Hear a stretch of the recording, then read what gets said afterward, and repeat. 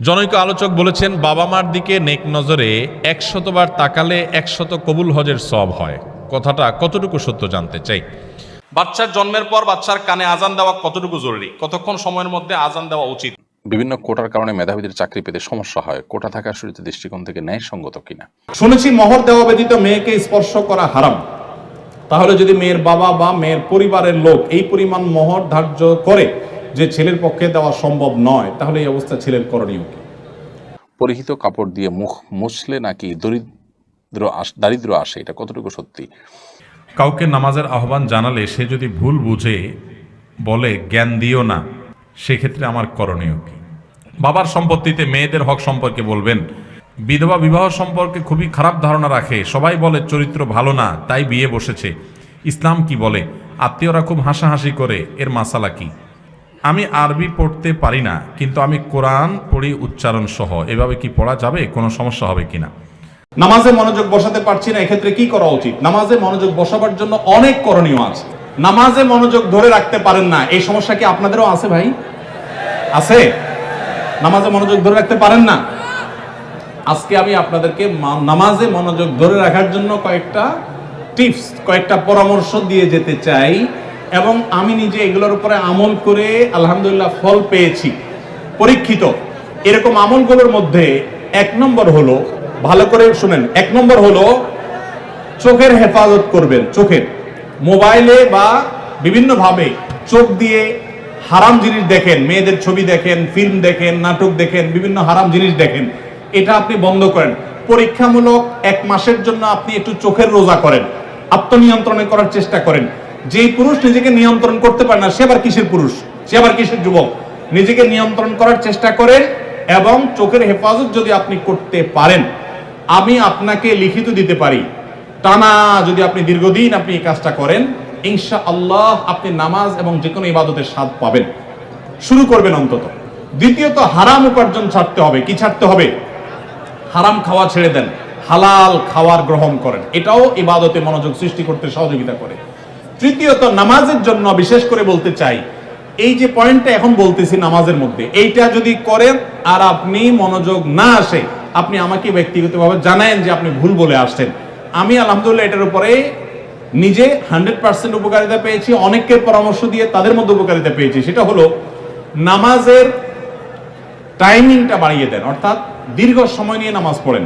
আপনার 4 রাকাত নামাজ পড়তে 5-6 মিনিট সময় লাগে, বা 6-7 মিনিট সময় লাগে, আপনি এটাকে ডাবল করে দেন, এবং সূরা ফাতিহা পড়ে একটু অপেক্ষা করে অন্য সূরা পড়েন, একটু সময় নেন। একইভাবে রুকুতে গিয়ে একটু লম্বা সময় ধরে তাসবিহ, সাধারণত আপনি 3 বার তাসবিহ পড়েন, এবার আপনি 6 বার 7 বার পড়েন, 9 বার পড়েন, আরো বেশি করে পড়েন, একটু সময় বেশি নেন। রুকু থেকে উঠেই আবার সিজদা যান সব সময়, আজকে সেটা করেন না। রুকু থেকে উঠে একটু দাঁড়ান, একটু অপেক্ষা করেন, একটু দেরি করেন। নবী সাল্লাল্লাহু আলাইহি ওয়াসাল্লাম রুকুতে যে পরিমাণ সময় থাকতেন, রুকু থেকে উঠে দাঁড়িয়ে তার কাছাকাছি, কারিবা মিনহু হাদিসের ভাষ্য, তার কাছাকাছি থাকতেন, অথচ আমরা রুকু থেকে উঠেই দৌড় দিই। তো আপনি উঠে একটু অপেক্ষা করেন, দাঁড়ান, অন্য সময়ের চাইতে ডাবল সময় দাঁড়ান। এভাবে যদি প্রত্যেকটা কাজ আপনি সময় নেন এবং ধীরে ধীরে করেন, ইনশাআল্লাহ বিইذনিল্লাহ আপনি নামাজের মধ্যে মনোযোগ দেখতে পাবেন। 3টা গেল। 4 নম্বর হলো, নামাজের মধ্যে যে সূরা কেরাতগুলো পড়েন, এই যে আজকে আমরা 3 কুল সম্পর্কে আপনাদেরকে বললাম, নামাজের দোয়াগুলো, সূরাগুলো, কেরাতগুলো, এগুলোর অর্থটা বোঝার চেষ্টা করবেন। তাহলে নামাজের ভিতরে ওই অর্থের কথা আপনার মাথায় আনতে পারবেন, আপনার মনোযোগ ধরে রাখতে পারবেন। আর আরেকটা পরামর্শ হলো, ইবাদত এবং নামাজে বিশেষ করে মনোযোগ সৃষ্টি করার জন্য আগে থেকে মনোযোগ নষ্টকারী বিষয়গুলো থেকে সরে আসেন। অনেকে আছে মোবাইল টিপতে টিপতে নামাজে দাঁড়ায়, নামাজে ঢোকার আগে, মসজিদে যাওয়ার আগেই মোবাইল সুইচ অফ করে ফেলান এবং এরোপ্লেন মোড করে ফেলান, যাতে করে মেসেজ আসলেও টের না পান। ইনশাআল্লাহ দেখবেন মনোযোগ আসবে। সেই সাথে আল্লাহর কাছে দোয়া করবেন। একটা দোয়া শিক্ষা দেই, প্রত্যেক নামাজের পর, 5 ওয়াক্ত নামাজের পর আমার নবী সাল্লাল্লাহু আলাইহি ওয়াসাল্লাম এই দোয়াটা নিয়মিত পড়তেন, আমরাও পড়ার চেষ্টা করব। আল্লাহুম্মা আইন্নি আলা যিকরিকা ওয়া শুকরিকা ওয়া হুসনি ইবাদাতিক, হে আল্লাহ আমাকে আপনি সাহায্য করুন, আপনার জিকির যেন করতে পারি, আপনার শুকরিয়া যেন আদায় করতে পারি, এবং আপনার ইবাদতটা যেন সুন্দর মতো আদায় করতে পারি। এই দোয়াটা 5 ওয়াক্ত নামাজের পরে অর্থ সহকারে বুঝে পড়বেন, ইনশাআল্লাহ আপনার নামাজে আপনি মনোযোগ ধরে রাখতে পারবেন। আল্লাহ আমাদের সবাইকে তৌফিক দান করুন। নামাজের মজা এমন এক জিনিস ভাইরা, আমাদের নবী সাল্লাল্লাহু আলাইহি ওয়াসাল্লাম রাতে যখন নামাজে দাঁড়াতেন, পা ফুলে যেত, রুকুতে যেতেন না, এত সময় ধরে কেরাত পড়তেন, মজা পাইতেন। আর আমাদের কাছে নামাজটা একটা বোঝা, পড়ে শেষ করতে পারলে আমরা বাইরেতে পারলে জান বাঁচে, কারণ মজা পাই না। এই জন্য নামাজের স্বাদ আনার জন্য মনোযোগ সৃষ্টি করবার জন্য এই আমলগুলো আমরা লক্ষ্য রাখবো। আল্লাহ তৌফিক দান করুন। আমার ভাগ্নির বয়স 12 বছর, তার কি এখন পর্দা করা ফরজ এবং সর্বনিম্ন কত বছর বয়সের ছেলের সাথে দেখা দেওয়া জায়েজ আছে, অনুগ্রহ করে জানবেন। আপনার ভাগ্নির বয়স যদি 12 বছর হয়ে থাকে, দেখতে হবে সে প্রাপ্তবয়স্ক হয়েছে কিনা। মেয়েদের প্রাপ্তবয়স্ক মিন শুরু হয়, তাহলে সেক্ষেত্রে প্রাপ্তবয়স্ক হতে পারে 12 বছর বা তার আগেও। যদি সেটা না হয়, তাহলে সেক্ষেত্রে মাসিকের যে আলামত আছে সেগুলো যদি প্রকাশ না পায়, ছেলেদের আপনার স্বপ্নদোষ হওয়া বা আরো যে সমস্ত গোপ দাড়ি উঠা, এগুলো যদি দেখা না যায়, তাহলে সেক্ষেত্রে যদি 12 বছরের মেয়ে প্রাপ্তবয়স্ক মেয়েদের মতো গ্রোথ হয়ে যায়, নজরে পড়ার মতো হয়, তাহলে তাদের তখন থেকে পর্দা করা উচিত। দেখেন, ইসলাম মেয়েদেরকে পর্দা করতে কেন বলেছে বলেন তো? আমাদের সমাজের অনেক ভাইরা এখনো মনে করে ইসলাম মেয়েদেরকে বলছে বোরকা পরে চলতে, পর্দা করে বলতে, কই পুরুষদেরকে তো এত কষ্ট করতে বলে নাই, তাহলে ইসলাম মেয়েদের প্রতি জুলুম করছে। মায়ের চেয়ে মাসির দরদ বেশি দেখান না? ইসলাম মেয়েদেরকে আপনাদের মতো লোভী পুরুষদের কুদৃষ্টি থেকে, বাজে নজর থেকে বাঁচাবার জন্য পর্দা করতে বলেছে। এই পর্দা নারীর প্রগতির পথে অন্তরায় নয়। গত কয়েক বছর আগে সারা দেশের মেডিকেল ভর্তি পরীক্ষায় প্রথম স্থান অধিকারকারিণী এক বোন আমার আগা গোড়া পর্দা করে পরীক্ষা দিয়ে গোটা দেশের ছেলে মেয়ে সবাইকে পিছনে ফেলে 1 নম্বর হয়েছে। তাহলে পর্দা কি মানুষের উন্নতির পথে অন্তরায় হয়? আমার অবাক লাগে পৃথিবীর সে সমস্ত মানুষদেরকে দেখলে, যে সমস্ত মানুষগুলোকে দেখি যে তারা নারীদেরকে স্বাধীনতার নাম দিয়ে নারীদেরকে হাফ প্যান্ট পরাই দিছে। এসির মধ্যে কোন হল রুমে ঠান্ডা, পুরুষগুলো সবগুলো একেবারে ফুল প্যান্ট পরে, আপনার জ্যাকেট পরে সে নিজেকে সেভ করে ফেলছে।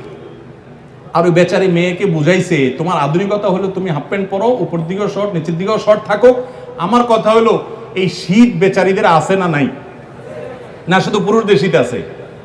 তো শীতের ঠান্ডা খাওয়াইতেছেন তারা আধুনিকতার নাম দিয়া। আমি এর আগে বলছি, মিডিল ইস্টে অনেক পুরুষ আছে নামাজ কালাম ঠিক মতো পড়ে না, বিড়ি সিগারেট খায়, অনেক উল্টা পাল্টা করে, অনেক হারাম কাজ করে, কিন্তু বউরে পর্দা ঠিক মতো রাখে। কেন জানেন? কারণ কি জানেন? নামাজের গুরুত্ব যে বুঝলো না, সে বউর পর্দার গুরুত্ব এত বেশি বুঝলো কিভাবে? কারণ হলো সে জানে একজন নারীকে খোলামেলা ভাবে যদি বাহিরে পাঠানো হয় বা পুরুষদের মধ্যে তিনি যদি আসা যাওয়া করেন, বেশিরভাগ পুরুষরাই তাকে নিয়ে মনে মনে কি চিন্তা করে? খারাপ চিন্তা করে। আপনাদের মনে এরকম কোন খারাপ কিছু চোখে পড়লে মনে খারাপ চিন্তা আসে না? আসে। তাহলে তো আপনারা স্বীকার করছেন।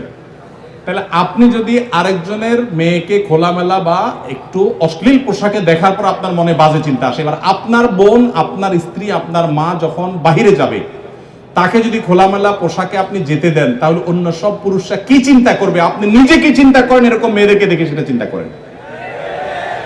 ইসলাম সেজন্য পর্দার কথা বলেছে। এটা আমার মা বোনদের মর্যাদা রক্ষা করবার জন্য বলেছে, আর কিছু না। যত মূল্যবান জিনিস তত বেশি সংরক্ষণ করা হয়, যাতে লোলুপ কোনো দৃষ্টি সেখানে না পড়ে। আল্লাহ আমাদেরকে পর্দার গুরুত্ব বোঝার তৌফিক দান করুন। শুনেছি মোহর দেওয়া ব্যতীত মেয়েকে স্পর্শ করা হারাম। তাহলে যদি মেয়ের বাবা বা মেয়ের পরিবারের লোক এই পরিমাণ মোহর ধার্য করে যে ছেলের পক্ষে দেওয়া সম্ভব নয়, তাহলে এই অবস্থা ছেলের করণীয় কি? হ্যাঁ, বুঝছি আমি, প্রশ্ন কমন পায়ে পড়ে গেছে, এই তো। আচ্ছা শুনেন, যারা ঠিক করছে এইসব হয় আবিয়াত্তা পুরুষ, আর না হলে বিয়ে করে বেচারা ফাঁসা গেছে। শুনেন, ভালো করে শুনেন। প্রথম কথা হলো যে মোহর দেওয়া ছাড়া স্ত্রীকে স্পর্শ করা হারাম, এই কথা ভুল। প্রশ্ন যিনি লিখেছেন এটা সঠিক কোনো কথা না। মোহর ধার্য করলে সেটা দিতে হবে বাধ্য। আল্লাহ বলেছেন ওয়াতুন নিসা সাদকাতিহিন্না নিহলা, তোমরা তোমাদের স্ত্রীদের মোহর পরিশোধ করে দাও, এটা তাদের প্রাপ্য অধিকার, এটা দিয়ে দিতে হবে, এটা ক্লিয়ার। তবে সে দেওয়াটা আপনি নগদও দিতে পারেন, পরেও দিতে পারেন। তবে মেয়েরা একটা মাসালা জানে না। যদি মেয়েরা মাসালা জানতো, বাসর ঘরে ঝুলে ফেলতো আপনাদেরকে। মাসালাটা হলো, যদি কোনো মেয়ে দাবি করে যে মোহর যা ধার্য হয়েছে, আপনি আমার স্বামী, সবই ঠিক আছে, আগে মোহর ফেলেন তারপরে সামনে আগান, এটা যদি কোনো মেয়ে বলতে চায়, ইসলাম তাকে সম্পূর্ণ সেই অধিকার দিয়েছে। কিন্তু আমাদের সমাজে মেয়েরা মাসআলা আমার কাছে শোনার পরও বলবে না। এটা কেন বলবে না? কারণ আমাদের সমাজে পুরুষগুলো এমন রাক্ষসের মতো এবং এমন জালিম এমন অত্যাচারী বেশিরভাগ, সবার কথা বলছি না, যে এই কথা যদি মেয়ে বলে বাসর রাতে, ঠিক আছে স্বামী সবই ঠিক আছে, আপনার সাথে আমার বিয়ে হয়েছে সব ঠিক আছে, মহর ধার্য হয়েছে, এটা আমার প্রাপ্য, আল্লাহ কোরআনে বলছেন, অতএব এটা দিয়ে দেন। ছেলে বাসর তুইয়া পালায় দৌড় দিবে, বলবে এই মেয়ে বাসর রাতে এখনই অবস্থা করতেছে, আল্লাহ জানে আমারে কোথায় ঝুলে। ঠিক না বে ঠিক? অথচ এটা ঠিক না, সব কথাই তো ঠিক ঠিক বলে না। এই ওয়াজ মাহফিলের একটা সমস্যা হলো ঠিক হলেও ঠিক, ঠিক না বে ঠিক? এটাও ঠিক। আচ্ছা যাক, শুনেন, নবী করিম সাল্লাল্লাহু আলাইহি সাল্লামের মেয়ে, ভালো করে শুনে রাখেন, নবী করিম সাল্লাল্লাহু আলাইহি সাল্লামের কন্যা ফাতেমা রাদিয়াল্লাহু তাআলা আনহা, তার বিয়ে হয়েছে কার সাথে? আল্লাহু আকবার। আলী রাদিয়াল্লাহু তাআলার মতো ইসলামের খলিফার সাথে তার বিয়ে।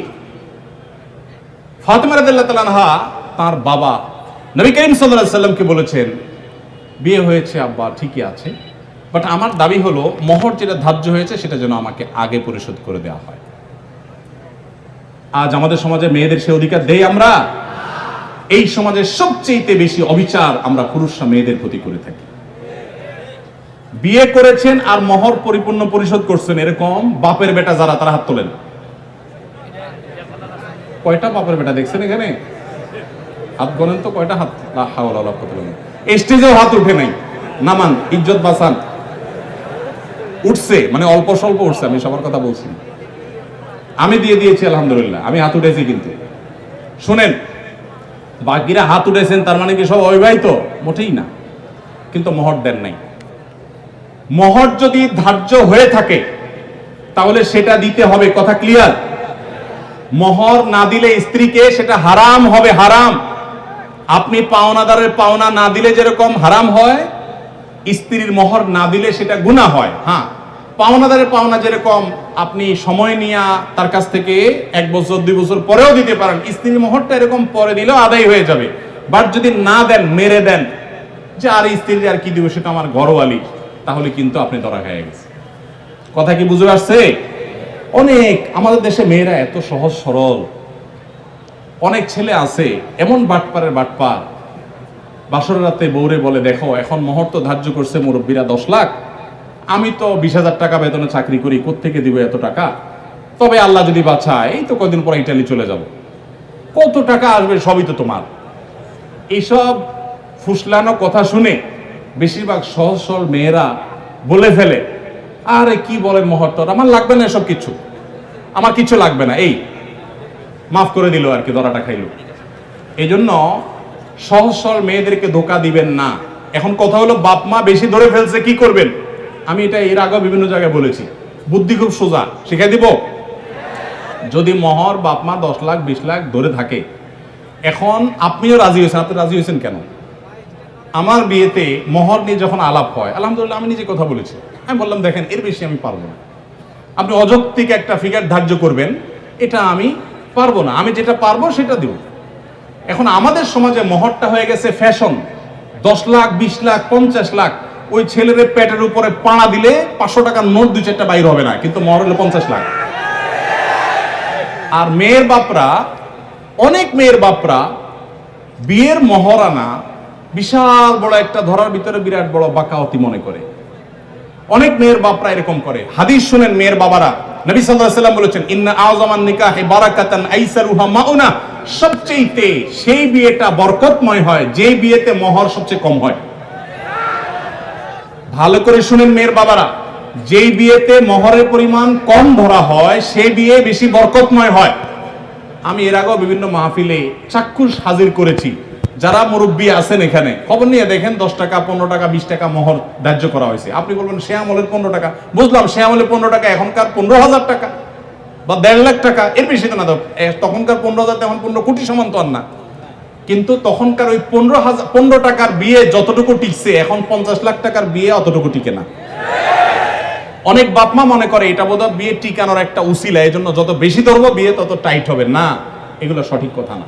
এটা প্রথম কথা। দ্বিতীয় কথা হলো, 15 লাখ 20 লাখ 10 লাখ 50 লাখ বাকাওয়াতি করে জাহির করলেন, আপনার মেয়ে 1 টাকাও পাইল না। মানে কি?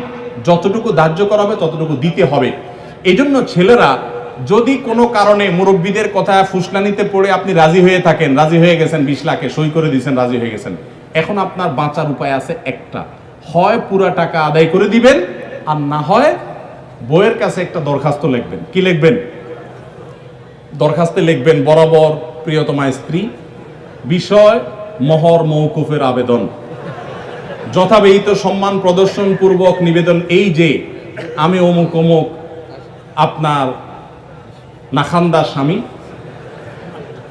বিবাহের সময় মুরব্বীদের পীড়াপিড়িতে রাজি হয়ে এত টাকা ধার্য হয়েছে, আমি রাজি হয়ে গিয়েছিলাম, তখন বুঝি নাই যে এটা দিতে হবে। এখন যেহেতু জানলাম এটা দিতে হবে, আর এত টাকা দেওয়ার ক্ষমতা আমার নাই, আমি গরিব মানুষ, অতএব অনুগ্রহ করে আপনি সেখান থেকে কিছু কমাইয়া দিয়া বাধিত করিবেন। স্ত্রী যদি সেই অ্যাপ্লিকেশন গ্রহণ করে বলে ঠিক আছে তুমি গরিব মানুষ, যাও 50% মাফ করে দিছি, বা 40% বা 90% মাফ করে দিছি, ঠিক আছে এত দাও বাকিটা মাফ, তাইলে আপনি মাফ পাবেন। আর যদি স্ত্রী মাফ না করে, তাহলে বলবেন ঠিক আছে আমি আপনার থালা বাসন কোসন ইত্যাদি ধুয়ে দিব, এটার বাবদ আপনি কিছু মাফ করে দেন। মানে খোলাসা কথা হলো যেভাবেই হোক স্ত্রীর কাছ থেকে আপনাকে মাফ আদায় করতে হবে। চেষ্টা করবো তো আমরা সবাই।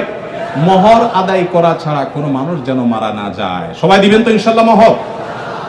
মোহর আদায় করে দিবেন। বেশি হয়ে থাকলে স্ত্রীকে বুঝান। আমি যদি একটু রসিকতা করে বলেছি, আপনি বুঝান স্ত্রীকে, দেখো বেশি হয়ে গেছে, তুমি তো দেখতেছো আমার অবস্থা, এখন তুমি একটু স্যাক্রিফাইস করো, আন্ডারস্ট্যান্ডিং করেন। সে যদি কমায় দেয় তাহলে সেটা জায়েজ আছে, কোনো অসুবিধা নেই। এই জন্য কাঠি কিন্তু বইয়ের হাতে। যাদের মোহর বেশি ধরা হয়ে গেছে, বইয়ের সাথে বেশি তাফালিং করবেন না, নরম নরম সুরে মাফ করায় নেবেন অন্তত। সাইদ আল হাসান আপনি লিখেছেন, চাঁদপুরের মতলব উত্তর উপজেলায় ঘুষের বিরুদ্ধে বয়ান করা ইমামকে চাকরিচ্যুত করা হয়েছে। ইমামের পক্ষাবলম্বন করায় 4 পরিবারকে করা হয়েছে সমাজচ্যুত। এবারে সেখানকার আলেম ওলামা ও মুসল্লিদের করণীয় কি? মুসল্লিদের এবং আলেম ওলামাদের কর্তব্য, এখানে যে সমস্ত মানুষগুলো ইমামকে ঘুষের বিরুদ্ধে বয়ান করার জন্য এরকম পরিস্থিতির মুখোমুখি করেছেন, তাদেরকে তাদের বিরুদ্ধে গণ আন্দোলন গড়ে তোলা, তাদের যে বাস্তবিক রূপ সেটা তুলে ধরা। এমনকি আমাদেরও প্রত্যেকে যার যার জায়গা থেকে দেশের অন্যান্য প্রান্তেও আমরা যারা আছি তাদের কথা বলা উচিত এদের বিরুদ্ধে। যারা ঘুষের বিরুদ্ধে কথা সহ্য করে না, তারা ঘুষ চায় দেশে, তারা এই দেশের শত্রু, তারা এই সমাজের শত্রু, তারা মুসলমানদের শত্রু, অন্যান্য ধর্মাবলম্বীদের শত্রু। অতএব এই শত্রুরা এবং খারাপ মানুষগুলো তারা ভালো মানুষদেরকে সমাজচ্যুত করে ফেলবে, তাদের উপরে খড়গহস্ত হবে, আর সেটা আমরা যদি সহ্য করি তাহলে সেক্ষেত্রে আল্লাহর কাছে তার জন্য আমাদেরকে দায়ী হতে হবে। এই জন্য যারা এই কাজ করছেন, তদন্ত করে দেখা হোক যে এই ঘটনা সত্য কিনা। যদি সত্য হয়ে থাকে তাহলে এর জন্য যারা দায়ী এবং এর সাথে যারা সংশ্লিষ্ট আছে তাদেরকে বিচার আওতায় আনা হোক এবং তাদের চেহারাগুলো জাতির সামনে উন্মোচন করা হোক। ঘুষখোর এবং অন্যায়কারী ব্যক্তিরা প্রকাশ্যে তাদের অন্যায়ের পক্ষে কিভাবে অবস্থান তারা নিতে পারে। তো পুরো বিষয়টাকে তদন্ত করে ওলামায়ে কেরাম, সিনিয়র ওলামায়ে কেরাম এবং আরও দায়িত্বশীল যারা আছে তারা পদক্ষেপ নেওয়া দরকার বলে আমরা মনে করি। এমডি জাহিদুল ইসলাম আপনি লিখেছেন, আমি মামাতো বোনকে বিয়ে করতে চাই, কিন্তু সে আমার মায়ের দুধ পান করেছেন, আমার সাথে পান করেননি, আমার ছোট ভাইয়ের সাথে পান করেছে, আমি কি তাকে বিয়ে করতে পারবো? ভাই জাহিদুল ইসলাম, একই মায়ের দুধ আপনারা যদি পান করে থাকেন তো কার সাথে পান করেছে, আগে করেছে না পরে করেছে, এগুলো বিবেচ্য বিষয় নয়। বরং তিনি আপনার দুধ বোন হিসাবে বিবেচিত হবেন এবং যার কারণে তার সাথে আপনার বিবাহ বন্ধনে আবদ্ধ হওয়া যায় হবে না। আপনার মামাতো বোন যেহেতু আপনার মায়ের দুধ পান করেছেন, সো আপনারা পরস্পরের দুধ ভাই বোনের মতো হয়ে গেছেন, আপনারা একে অন্যকে বিবাহ করতে পারবেন না। হাসান মারুফ সরকার আপনি লিখেছেন, এসএসসি পরীক্ষায় নকল করে 4.79 পাই, এই জন্য আমি অনুতপ্ত, এখন আমার করণীয় কি? যদি কেউ নকল করে পরীক্ষা পাশ করে থাকেন, তিনি অবশ্যই অন্যায় করেছেন, একটা অপরাধ করেছেন, আমানতের খেয়ানত করেছেন। তিনি আল্লাহ সুবহানাহু ওয়া তাআলার কাছে এর জন্য ক্ষমা প্রার্থনা করবেন এবং নিজে কখনো এ ধরনের অপরাধ আর করবেন না মর্মে সংকল্প করবেন। এর বাইরে তার বিশেষ কোনো করণীয় নেই। এর কারণে তার চাকরি উপার্জন হারাম হয়ে যাবে, ব্যাপারটা সেরকম নয়। আরাফাত রহমান আপনি লিখেছেন, গ্রাম উত্তম না শহর উত্তম? কিছুদিন ধরে এই নিয়ে অনলাইনে বিতর্ক হতে দেখা যাচ্ছে। অনেকে গ্রাম খারাপ হওয়া বোঝাতে একটা আয়াতের রেফারেন্স দিচ্ছেন, যাতে বলা হয়েছে গ্রাম্যদের মধ্যে মুনাফিকি বেশি। আসলেই কি গ্রাম আর শহর বিষয়ে কোনো নির্দেশনা দেয়? আসলে কি গ্রাম আর শহর বিষয়ে কোনো নির্দেশনা দেয় কোরআন এবং সুন্নাহ? দেখুন, গ্রাম উত্তম নাকি শহর উত্তম এ নিয়ে যদি বিতর্ক হয়ে থাকে তাহলে আমরা বলবো আসলে এর কোনোটিকে আসলে উত্তম অনুত্তম এইভাবে বলার কোনো সুযোগ নেই। কোরআনে কারিমে যে আয়াতের দিকে ইঙ্গিত করে এখানে বিতর্ক কেউ বা কারা করছে, যেটি আপনি উল্লেখ করলেন, আল আরাবু আসাদ্দু কুফরা ওয়া নিফাকা ইলা আখিরিল আয়া, এখানে বেদুইনদের কথা আল্লাহ তাআলা উল্লেখ করেছেন যে তাদের কুফর এবং নেফাকের ক্ষেত্রে তারা অনেক বেশি কঠোর হয়ে থাকে এবং আল্লাহর বিধিবিধান না জানার ক্ষেত্রে তারা অনেক বেশি তারা অগ্রসর থাকে, অর্থাৎ এগুলো খুব কম জানে তারা এবং কম জানার মতো থাকে, কারণ তারা আসলে গ্রামীণ বা আপনার বেদুইন কালচারে থাকার কারণে তাদের এগুলো শেখার সুযোগ হয় না নানা কারণে। এখানে আমাদের প্রচলিত যে গ্রাম আছে, এই গ্রামকে শহরের তুলনায় খারাপ বা গ্রামের মানুষরা খারাপ এরকম কিছু মিন করা হয়েছে, এই অর্থ করাটা একেবারেই বোকামি এবং ভুল। বর্তমানে প্রচলিত যে গ্রামগুলো আছে এগুলো কোনোটাকেই কোরআন যে আল আরাব বলেছে সে আরাবের আওতাভুক্ত নয়, বরং এগুলো সবগুলো আপনার শহরের যে জীবন, এই শহরের জীবনের শহরের যে সুযোগ সুবিধা সেগুলো সব সেখানে আছে, এই শহরের অন্তর্ভুক্ত। যার কারণে গ্রামীণ সমাজ যেটা আছে এখন, এটাকে আপনি কোরআন বর্ণিত যে বেদুইন বা আপনার বদউই বা আরব যাদেরকে বলা হয়েছে, মরুচারী বা মরুভূমিতে যারা থাকেন, একেবারে কালচার সংস্কৃতি বলতে কিছু থাকে না, শহরের কোনো সুযোগ সুবিধাই তারা পায় না, এরকম যে ব্যক্তিগুলো আছে তাদের বিষয়টাকে এখানে আপনার ফিট করা মোটেও উচিত নয়। বর্তমানে প্রচলিত গ্রাম এবং শহর এই সবগুলোই শহরের অন্তর্ভুক্ত, কারণ জুমা পড়ার জন্য আপনার শহর হওয়ার শর্ত হয়। এইখানে শহর বলতে আমাদের প্রচলিত গ্রামও কিন্তু জুমার জন্য উপযুক্ত, অর্থাৎ শহর বলতে যা বোঝানো হয় সেগুলো এখানে আছে। তো যার কারণে আমাদের দেশে প্রচলিত গ্রাম এবং শহরকে উত্তম অনুত্তমের ভিত্তিতে বিভক্ত করার কোনো সুযোগ নেই। দ্বিতীয়ত একটা বিষয় হলো যে কোরআনে যে বেদুইনদের কথা আল্লাহ তাআলা বলেছেন তাদের শিরক এবং নফরের ক্ষেত্রে, নাফাকের ক্ষেত্রে তারা অনেক বেশি কঠোর। এর একটা ব্যাখ্যা হলো যে এটা মূলত মক্কার মুনাফিকদের আলোচনার মদিনার মুনাফিকদের আলোচনার পরে আল্লাহ তাআলা বলেছেন যে মদিনার মুনাফিকরা তো মুনাফিকের ক্ষেত্রে তারা কঠোর এবং খারাপ আছেই। এর পাশাপাশি যারা বেদুইন দূরে আছে তারা নবী সাল্লাল্লাহু আলাইহি ওয়াসাল্লামের সোহবত, তারপরে কোরআন সুন্নাহ এসব কিছু দূরে থাকার কারণে তারা আরও বেশি কঠোর থাকে কুফরের ক্ষেত্রে এবং নেফাকের ক্ষেত্রে, এটা তাদের কথা বলা হয়েছে। আরেকটা ব্যাখ্যা হলো এক্ষেত্রে যে এখানে বেদুইনদের কথা যে বলা হলো যে তাদের কুফর এবং নেফাকের ক্ষেত্রে তারা অনেক কঠোর, এরপরের আয়াতে কিন্তু বলা হয়েছে তাদের মধ্যে মুনাফিক আছে, তারপরের আয়াতে বলা হয়েছে তাদের মধ্যে ইমানদার আছে যারা দান করতে পছন্দ করেন। তার বোঝা গেল যে বেদুইন মানেই যে খারাপ তা কিন্তু না। বেদুইনদেরকে এখানেই পরপর 3টি আয়াতে বেদুইনদের মধ্যে কাফের, বেদুইনদের মধ্যে মুনাফিক মুসলমান 3 শ্রেণীর মানুষ আছে, আল্লাহ তাআলা সেটা উল্লেখ করেছেন। অতএব বেদুইন মানেই যে খারাপ হয়ে যাবে সেটি কিন্তু আল্লাহ তাআলা বলেন নাই। 3 আয়াতকে আপনি সামনে রাখলে তখন পুরো বিষয়টা পরিষ্কার হয়। হ্যাঁ, এটা ঠিক যে তাদের মধ্যে যারা খারাপ হয় তারা সাধারণত অনেক বেশি খারাপ হয়, তাদের মুনাফিকি, তাদের কুফরিটা অনেক কঠোর হয়ে থাকে। এর কারণ সেটাও আয়াতের শেষ অংশ আজদারু আল্লাহ ইয়ালামু হুদুদা আনজালাল্লাহ ইলা আখির আয়াত থেকে বোঝা যায় যে তারা আসলে আল্লাহর বিধিবিধান না জানার ক্ষেত্রে অধিকতর উপযুক্ত, অর্থাৎ এটা যে তারা জানবে না সেটাই স্বাভাবিক। ব্যাপারটা এরকম যে তাদের কালচার নেই, সুযোগ সুবিধা নেই, এসব কারণে তারা মুনাফিক এবং কুফরির ক্ষেত্রে অনেক কঠোর হয়ে থাকে। যাদের মধ্যে যারা কাফের তারা কাফের, তাদের মধ্যে যারা কাফের তাদের মধ্যে এই কঠোরতাটা কুফরির ক্ষেত্রে মুনাফিকের ক্ষেত্রে অনেক বেশি, সেটা আল্লাহ তাআলা বলেছেন।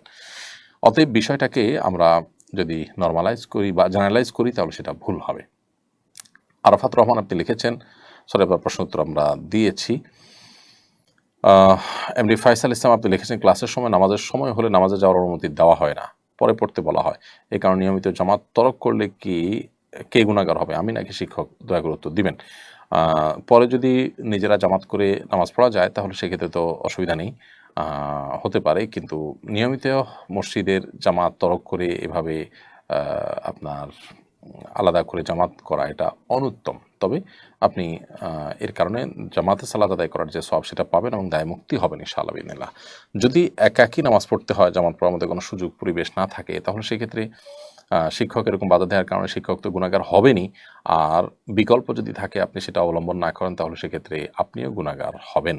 অর্থাৎ এখানে শিক্ষকের দোষটা নিশ্চিত, কিন্তু আপনিও দোষী হতে পারেন যদি আপনার এখানে করণীয় ঠিক না করতে পারেন। অনেক করণীয় হতে পারে, ছাত্ররা নিজেদেরকে আরও বন্ধুবান্ধবদেরকে আরও সহপাঠীদেরকে সাথে নিয়ে শিক্ষকের উপর প্রেশার দেওয়া যেতে পারে, কর্তৃপক্ষের উপর প্রেশার দেওয়া যেতে পারে, শিক্ষা প্রতিষ্ঠান চেঞ্জ করা যেতে পারে, বহু অপশন রয়েছে। কিন্তু যদি এমন হয় যে ক্লাসের পর খুব বেশি বিলম্ব না করে জামাতের সাথে নামাজ পড়ার ব্যবস্থা আছে তাহলে সেটা অবশ্যই করা যেতে পারে, তাতে দোষের কিছু নেই। কিন্তু যদি অনেক বেশি বিলম্ব হয় এবং জামাতের বিষয় নিশ্চিত না থাকে তাহলে সেক্ষেত্রে এটা অবশ্যই অন্যায়ের মধ্যে পড়বে। আমি আরবি পড়তে পারি না, কিন্তু আমি কোরআন পড়ি উচ্চারণ সহ, এভাবে কি পড়া যাবে? কোনো সমস্যা হবে কিনা? আরবির উচ্চারণ দেখে, কোরআনের আরবি আয়াতের নিচে বাংলা উচ্চারণ দেখে বা ইংরেজি উচ্চারণ দেখে বা পৃথিবীর কোনো ভাষার উচ্চারণ দেখে পড়া জায়েজ নাই। এ ব্যাপারে কোনো আলেমের দ্বিমত নাই। হয় নিজে পুরো আরবিটা সরাসরি পড়ার চেষ্টা করবেন, না হলে শিখবেন, আর না হলে শুনবেন মনোযোগ দিয়া। কিন্তু কোনো ভাষার উচ্চারণ দিয়ে আপনার কোনো ভাষার প্রপার উচ্চারণ করা সম্ভব হয় না, বিকৃতি ঘটে। আল্লাহর কালাম তেলাওয়াত করতে যায় উল্টাপাল্টা হয়ে যাবে, কারণ আরবি বর্ণগুলার সবগুলোর আপনার প্রতিবর্ণ বাংলায় নাই। হা এটা বোঝানোর জন্য বাংলায় কোনো অক্ষর নাই, বাংলা সবকিছু ছোট হার জন্য হ, বড় হার জন্য হ। তো আপনি হা কিভাবে বলবেন? এভাবে আরো এর চাইতে আরো বড় বড় বিকৃতি হয়ে যেতে পারে, একটু টান এদিক সেদিক হয়ে গেলে। আমি ছোট একটা উপমা দেই। ধরুন আমরা বলি ভাবি বা ভাবা। ভাবা এটা মানে চিন্তা করা, আর বাবা মানে পিতা। জাস্ট একটু বটাকে একটু চাপ দিয়ে বললাম ভাবা, তাহলে তার অর্থ কি? চিন্তা করা। আর ভটাকে চাপ না দিয়া নর্মাল ব করে বললাম বাবা, তার অর্থ কি হবে? একটু এদিক সেদিক করার কারণে অর্থ পরিবর্তন হয়ে গেছে না? আরবি তো এরকম। তো আপনার বাংলার অক্ষর দিয়ে যদি আপনি উচ্চারণ করেন তাহলে সেটা দেখা যাবে এরকম অনেক কিছু পরিবর্তন হয়ে গেছে, কারণ বাংলায় তো সব অক্ষর নাই ওইটার অনুরূপ। এই জন্য আরবিটা সরাসরি আরবি শিখে তারপরে পড়বেন, আর না হলে শুনবেন, কিন্তু বাংলা উচ্চারণওয়ালা কোরআন কিনবেনও না, বাংলা উচ্চারণ দেখে পড়বেনও না। শুধু বাংলা কেন, কোনো ভাষার উচ্চারণ দিয়ে কোরআন পড়া যাবে না, গুনাহ হবে, এটা করা যাবে না। আপনি সরাসরি আরবি থেকে পড়বেন, কষ্ট হোক, একটু আস্তে আস্তে পড়েন। তবে ওই যে দোয়া ইত্যাদি সেগুলো ভিন্ন কথা, কিন্তু আল্লাহর কালামের ক্ষেত্রে কোনো প্রকার বিকৃতি যেন না হয় সেজন্য উচ্চারণের সাহায্য নেওয়া যাবে না। এমনি দোয়া দুরুদের ক্ষেত্রে সাহায্য নিলেন উচ্চারণের, সেটা ভিন্ন কথা। বাবার সম্পত্তিতে মেয়েদের হক সম্পর্কে বলবেন, এ বিষয়ে আমি বিভিন্ন জায়গায় বলি, প্রায় বলার চেষ্টা করি। দেখুন, বাবার সম্পদে, মায়ের সম্পদে ছেলেদের যেরকম হক আছে, মেয়েদেরও কি আছে? হক আছে। কয়জন মানুষ বাবার সম্পদে বোনের হক দিয়ে দিছেন? বুকে হাত রেখে দাঁড়ায় বলতে পারবেন এরকম মায়ের পুত কয়জন আছেন? খুব কম। মেয়েদের ঠকানোর জন্য আমরা সবাই সংকল্প করে ফেলছি। অনেক বড় বড় হাজি সাহেব, গাজী সাহেব, আলেম সাহেব, সভাপতি সাহেব, সেক্রেটারি সাহেব, অনেক সাহেব আছে দেখবেন, দাড়িওয়ালা সাহেব, টুপিওয়ালা সাহেব, জুব্বাওয়ালা সাহেব, লম্বা জুব্বাওয়ালা সাহেব, অনেক সাহেব আছে দেখবেন। এই জায়গায় দেখবেন কবি নীরব, বোনের হক দেয় নাই। আমি বিভিন্ন জায়গায় জিজ্ঞাসা করি, আপনাদের এখানে আছেন কেউ? বেশিরভাগ ইয়াং যুবক, এখনো বাবা মা বেঁচে আছেন আলহামদুলিল্লাহ। তো যুবকদেরকে আমি বলতে চাই, আপনার বাবা মা যেদিন চোখ বন্ধ করে ফেলবেন, মারা যাবেন, বাবা মার সম্পদে পাই পাই করে হিসেব করে বোনদের হক বুঝাই দিবেন। বোনদের হক দেওয়ার মানে এই না যে তাদের সাথে সম্পর্ক শেষ হয়ে গেছে। ভাই বোনের সম্পর্ক আজীবন থাকবে, আপনিও যাবেন, সেও আসবে, কিন্তু বাপের সম্পদে তার হক, সন্তান হিসাবে, ছেলে হিসাবে আপনার যেরকম পাওনা আছে তারও কি আছে? পাওনা আছে। হক দিবেন তো ইনশাআল্লাহ? যদি বোনের হক ঠিক মতো না দেন, লম্বা লম্বা সেজদা দিয়ে নামাজ পড়েন, কপালে সিলমারের দাগ ফালায় দেন, ওয়াজ শুনতে শুনতে কাইতুয়ে চিতুয়ে পড়ে যান, লাভ হবে না।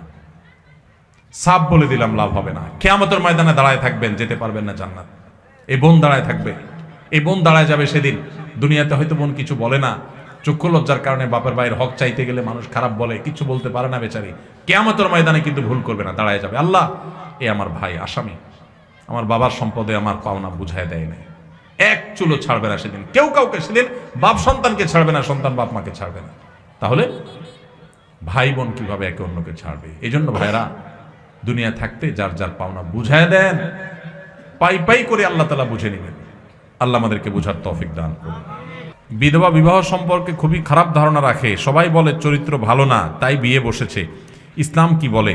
আত্মীয়রা খুব হাসাহাসি করে, এর মাসালা কি?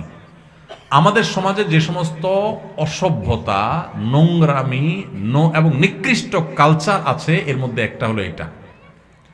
একজন নারী, তিনি যদি তার স্বামী হারা হন, হতে পারে স্বামীর সাথে বিচ্ছেদ হয়ে গেছে বা স্বামী মারা গেছে, তাহলে ইসলামের দৃষ্টিতে তিনি অন্যত্র বিবাহ বসার প্রয়োজন হলে বিবাহ করাটাই হলো উত্তম। এলাকাবাসীর কর্তব্য তার বিবাহের ব্যবস্থা করা।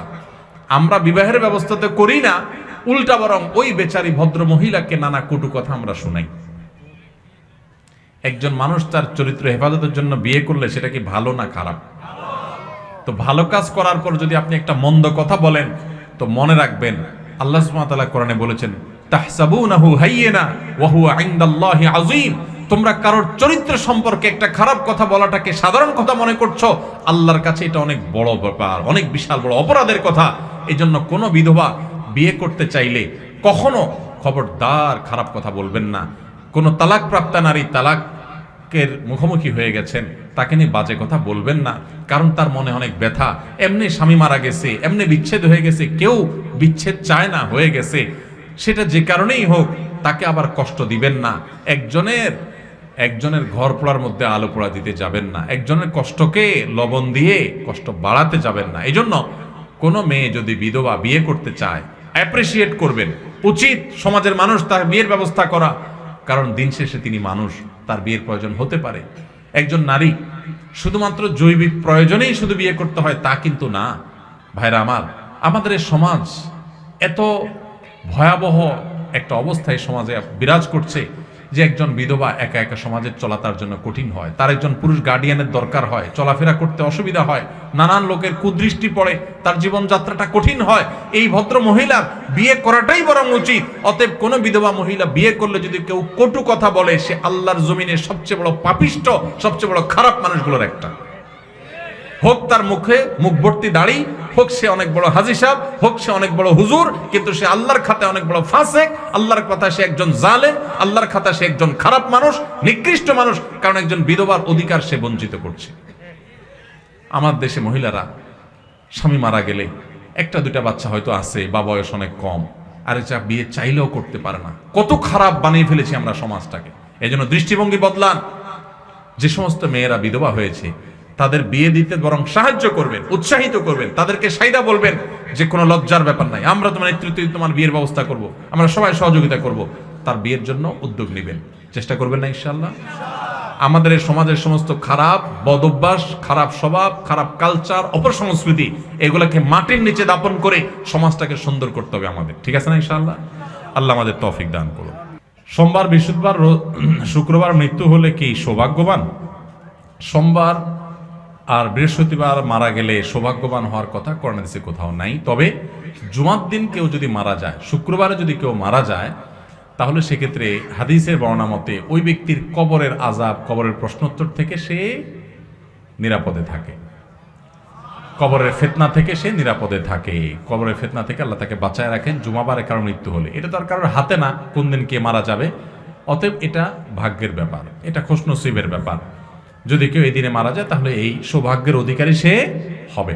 আবার এইবারে মারা গেলেই যে সে জান্নাতি, এরকম কোনো গ্যারান্টি দেওয়ার কোনো সুযোগ, কারণ শুক্রবারে বহুত আল্লাহর প্রতি অবিশ্বাসী কাফেরেরও মৃত্যু হয়, বহুত ফাসিকেরও মৃত্যু হয়। আবার শুক্রবার ছাড়া অন্যদিন মারা গেলে লোকটা খারাপ, সেরকম যোগ বিয়োগও কষবেন না। আমরা তো বাঙালি খুব সহজে যোগ বিয়োগ কষার ওস্তাদ, বুঝেন নাই? এটা দেখে আপনি যোগ বিয়োগ করতে যাবেন না। একজন নেককার মানুষের মৃত্যু শনি রোববারেও হতে পারে। আমাদের প্রিয় নবী সাল্লাল্লাহু আলাইহি সাল্লামের মৃত্যু কিন্তু শুক্রবারে হয় নাই। অতএব কেউ শুক্রবারে মনে নাই দেখে আরে এই লোকটা খারাপ, আর শুক্রবার মরছে দেখে একেবারে জান্নাতের সার্টিফিকেট দিয়ে দিবেন, এই গ্যারান্টি নাই। তবে হ্যাঁ, এটা ঠিক যে হাদিসের আলোকে শুক্রবারে মৃত্যুবরণ হলে তার কবরের ফিতনা থেকে মুক্ত থাকার কথা আছে। কাউকে নামাজের আহ্বান জানালে সে যদি ভুল বুঝে বলে জ্ঞান দিও না, সেক্ষেত্রে আমার করণীয় কি? এটা হলো আমাদের দেশের সমস্যা। কাউকে ভালো কিছু বললে কি বলে? জ্ঞান দিতে এসো না। মানে আমার এত জ্ঞান উপচে পড়তেছে, তোমার জ্ঞান রাখার জায়গা আর নাই। ভাবটা এরকম না? মানে এটাকে বলে চুরি চুরি আরো সিনা চুরি।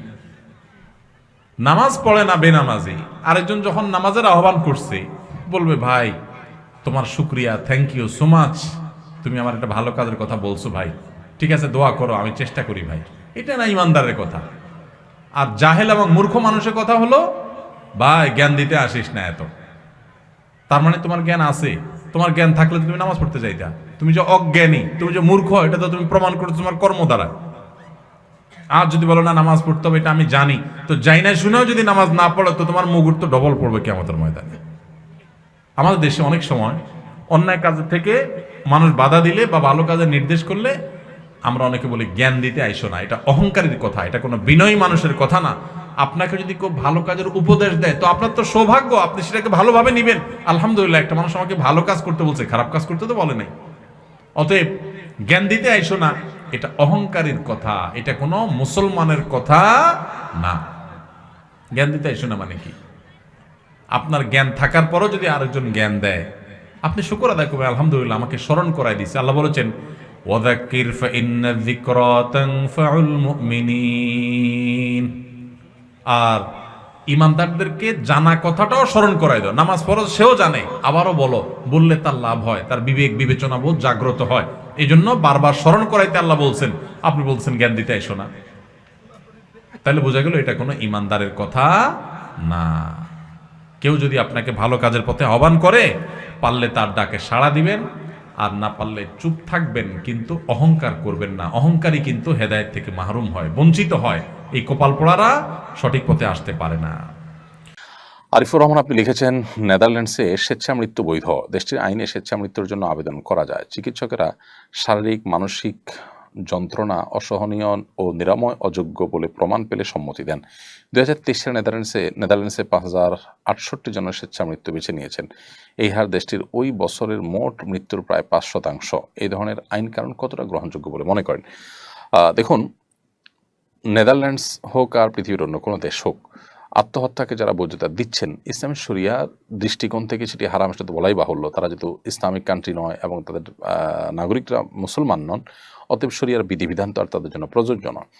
তবে আমরা যদি এখানে একটু দেখার চেষ্টা করি যে মানুষগুলোকে পৃথিবীর সবচাইতে সুখী মনে করা হয় বা যারা আমাদের চাইতে অনেক দিক থেকে এগিয়ে আছেন, তারা স্বেচ্ছায় মৃত্যুবরণ করতে বা আত্মহত্যা করতে তারা অনেক বেশি আগ্রহী এবং অগ্রসর। এর কারণটা কি? নিশ্চয়ই এর কারণ হলো ডিপ্রেশন, এর কারণ হলো মানসিক অশান্তি, মানসিক শান্তির অভাব। তো এই অবস্থাটা মূলত কেন এসেছে? এর কারণ হলো যে মানুষের আসলে বৈষয়িক উন্নতি এটা মানুষকে মানসিক প্রশান্তি এনে দিতে পারে না। মানসিক প্রশান্তির জন্য মানুষ আসলে কারোর কাছে নিজেকে সমর্পণ করতে চায়, এটা মানুষের প্রকৃতি। আর সেজন্য ঈমানের, আল্লাহর প্রতি বিশ্বাসের কোনো বিকল্প পথ আমাদের সামনে খোলা নেই। এটি একটা ব্যাপার। দ্বিতীয়ত হলো যে স্বেচ্ছা মৃত্যুর বৈধতার সপক্ষে যারা আছেন, আজকাল আমাদের অনেক মুসলমানরাও আছেন, প্রত্যেকটা বিষয়ে লজিক খোঁজেন এবং তার যুক্তি, বিবেক, বুদ্ধি যেটাকে ভালো মনে করেন সেটাকে ভালো মনে করেন। আসলে ভালো এবং মন্দের এরকম কোনো ডেফিনেশন তার কোনো সুযোগ আদৌ আছে কিনা, এটা যদি আমরা একটু ভাববার চেষ্টা করি, তাহলে আমরা দেখব যে নবী করিম সাল্লাল্লাহু আলাইহি ওয়াসাল্লাম যে বিষয়গুলো আমাদেরকে নিষেধ করেছেন, আল্লাহ তাআলা যেগুলো আমাদেরকে নিষেধ করেছেন, কোরআন সুন্নাহ যেগুলো নিষিদ্ধ হয়ে গেছে, সেগুলো আমাদের বুঝে আসুক আর না আসুক, সেগুলো আমাদের জন্য অকল্যাণকর। অনেক কিছু আছে ইসলামের যেগুলো নিষিদ্ধ ছিল, সেগুলোর অকল্যাণকারিতা, সেগুলোর ক্ষতি কেন নিষেধ করা হয়েছে, কোন ক্ষতির ভিত্তিতে নিষেধ করা হয়েছে, এটা মানুষ বুঝতো না। কিন্তু একটা সময় দুনিয়াতে মানুষ সেগুলো নিয়ে গবেষণা করেছেন বা অন্য কোনো গবেষণা প্রসঙ্গে সেটা প্রমাণিত হয়ে গেছে যে সেই নিষিদ্ধটা যথার্থ এবং মানুষের জন্য সেই নিষিদ্ধটা লঙ্ঘন করার ভিতরে কোনো কল্যাণ নেই। অতএব আত্মহত্যার বিষয়টাও এরকমই, এর বাইরে এর মধ্যে কোনো কল্যাণকারিতা থাকতে পারে না। যারা মনে করছেন যে একজন মানুষের জীবন তার, অতএব জীবন রাখবেন কি রাখবেন না এটা একান্ত তার ব্যাপার, আমরা যদি বলি যে এটা একান্ত কারোর নিজস্ব ব্যাপার হয়, তাহলে মানুষের জন্মগ্রহণ করা, মানুষের বেঁচে থাকাটা কি মানুষের আসলে তার হাতে? এটা কার হাতে? নিশ্চয়ই এক মানে কেউ না কেউ এটা নিয়ন্ত্রণ করছেন। যিনি এটা নিয়ন্ত্রণ করছেন, আমরা মুসলমানরা মনে করি তিনি মহান আল্লাহ। তারই একজন মানুষের জীবন কখন অবসান হবে না হবে সেই ডিসিশন নেওয়ার একমাত্র ইখতিয়ার আছে। যেটা আপনি নিজে দিতে পারবেন না, সেটা আপনি নেন কোন যুক্তি দিয়ে? এখন কেউ বলবেন যে এটা একান্ত তার ব্যাপার, এখানে কারোর কোনো সে চলবে না।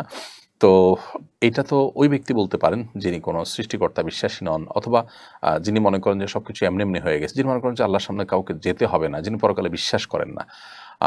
এটি একটা ব্যাপার। আরেকটা বিষয় হলো যে অনেক কিছু আমাদের কাছে আজকাল খুব যৌক্তিক মনে হচ্ছে, যেটা হয়তো অনেক আগে যৌক্তিক ছিল না। এরকম বহু এক্সাম্পল দেওয়া যাবে, যে এক্সাম্পলগুলো দিনের আলো মতো পরিষ্কার করে দিব আমাদের কাছে, যে সব ক্ষেত্রে সব সময় মানুষ যেটাকে যৌক্তিক মনে করে সেটা সঠিক হয় না। এক সময় মানুষ যেটাকে যৌক্তিক মনে করতে, এখন এটা অযৌক্তিক প্রমাণ হয়েছে। এখন যেটাকে যৌক্তিক মনে করছে মানুষ, একটা সময় এটা অযৌক্তিক মনে করবে। এই জন্য মানুষের যুক্তি অযুক্তি বিবেচনা করে আসলে সত্য অসত্য বা সঠিক বা ভুল এটা নিরূপণ করার কোনো সুযোগ নেই। বিধায় ইসলাম শরীয়তের দৃষ্টিকোণ থেকে এগুলো অন্যায় এবং অন্যায্য কাজ এবং গুনাহের কথা কোন অবস্থাতেই এটার কোনো সুযোগ নেই। আর এভাবে তারা একের পর এক স্বেচ্ছা মৃত্যু বা আত্মহত্যার পথে পা বাড়ানোটা প্রমাণ করে যে তারা আসলে মানসিকভাবে শান্তিতে নেই। উচ্ছ্বাস ইকবাল আপনি এআইডি থেকে লিখেছেন, আসসালামু আলাইকুম। উত্তরে আমার একজন নিকটাত্মীয় শুধু ওয়ালাইকুম বলেন। ওনার ভাষ্য মতে অনেকে ভুলভাবে সালাম দেয়, যেটার অর্থ বিকৃত হয়ে যায়। ওয়ালাইকুমের অর্থ আপনার ক্ষেত্রেও তাই, এই জন্য উনি ওয়ালাইকুম বলে উত্তর দেন। বিষয়টা বলে সেগুলো উপকৃত হব। এটা সঠিক কাজ নয়, কারণ আমাদের দেশে যারা সালামকে ভুলভালভাবে দেন, সেখানে যে বিকৃত হয়ে অর্থ একেবারে উল্টা মেরুতে শান্তির দোয়ার জায়গাতে অশান্তির প্রার্থনা হয় বা কামনা হয়, এরকম পর্যায়ে চলে যায় যে সেটা আমার মনে হয় না। যার কারণে আসসালামু আলাইকুমের উত্তরে ওয়ালাইকুম শুধু বলাটা অনুচিত। বরং নবী সাল্লাল্লাহু আলাইহি ওয়াসাল্লামের যে শিক্ষা, কোরআনের যে শিক্ষা আল্লাহ তাআলা বলেছেন কোরআনে, ওয়াইদা হুয়্যিতুম বিতাহিয়্যাতিন ফাহাইয়্যু বিআহসানা মিনহা আও রুদ্দুহা, তোমাদেরকে কেউ যখন কোনো অভিবাদন দিয়ে সালাম জানাবে, তখন তোমরা তার চাইতে আরও বেটার অভিবাদন দিয়ে বা কমপক্ষে ওইটা দিয়ে তাদেরকে রিপ্লাই করবে। তো এই জন্য আসসালামু আলাইকুম বললে আসসালামু আলাইকুম কমপক্ষে, আর ভালো হয়, উত্তম হয় আসসালামু আলাইকুম আসসালাম ওয়া রাহমাতুল্লাহ বলা। আর আসসালামু আলাইকুম ওয়া রাহমাতুল্লাহ বললে উত্তরে ওয়ালাইকুম আসসালাম ওয়া রাহমাতুল্লাহি ওয়া বারাকাতুহু পর্যন্ত বলাটা সুন্নাহ। অতএব কোরআনের নির্দেশ অনুযায়ী আমাদের আসসালামু আলাইকুম ওয়া রাহমাতুল্লাহ যদি কেউ বলেন, তাহলে সেক্ষেত্রে ওয়ালাইকুম আসসালাম ওয়া রাহমাতুল্লাহ বলা উচিত। এবং আসসালামু আলাইকুম বললে আমি ওয়ালাইকুম শুধু বলবো, এটা সঠিক কাজ নয়। হ্যাঁ, উনি যেটা বলেছেন যে নবী সাল্লাল্লাহু আলাইহি ওয়াসাল্লামের ক্ষেত্রে এমনটি ঘটেছে যে একজন ইহুদি নবী সাল্লাল্লাহু আলাইহি ওয়াসাল্লামকে ইচ্ছাকৃতভাবে আসসালামু আলাইকুম বলেছেন, যার অর্থ হলো আপনার মৃত্যু হোক, তখন নবী সাল্লাল্লাহু আলাইহি ওয়াসাল্লাম তাকে ওয়ালাইকুম বলেছেন। তো এটা একে তো অমুসলিমদের জন্য প্রযোজ্য, দ্বিতীয়ত হলে যখন অর্থ বিকৃতির বিষয়টা নিশ্চিত আমি জানি কেউ ইচ্ছাকৃতভাবে আমার প্রতি সেটি করেছে, তখন সেটা প্রযোজ্য। বাকি ভুলভাল উত্তর দিলে কেউ ওয়ালাইকুম বলবো আমরা, এরকম কোনো কথা কোনো ফকিহ, কোনো আলেম পৃথিবীতে কেউ এরকম কোনো মত দেননি। অতএব নিজের মন গড়া কোনো আমল করা সঠিক হবে না। রুবেল লিখেছেন, বিশ্ববিদ্যালয়ের শিক্ষকদের প্রচলিত পেনশন বাতিল করে সার্বজনীন পেনশনের অন্তর্ভুক্ত করা হয়েছে। এজন্য শিক্ষকরা কর্মবিরতি পালন করছেন। এ কারণে শিক্ষার্থীদের পড়াশোনা ব্যাহত হচ্ছে। এতে তাদের হক নষ্ট হচ্ছে কিনা, সার্বজনীন পেনশন ও প্রচলিত পেনশন পদ্ধতির মধ্যে শরীয়ী দৃষ্টিকোণ থেকে কোনটি ভালো? ভাই রুবেল,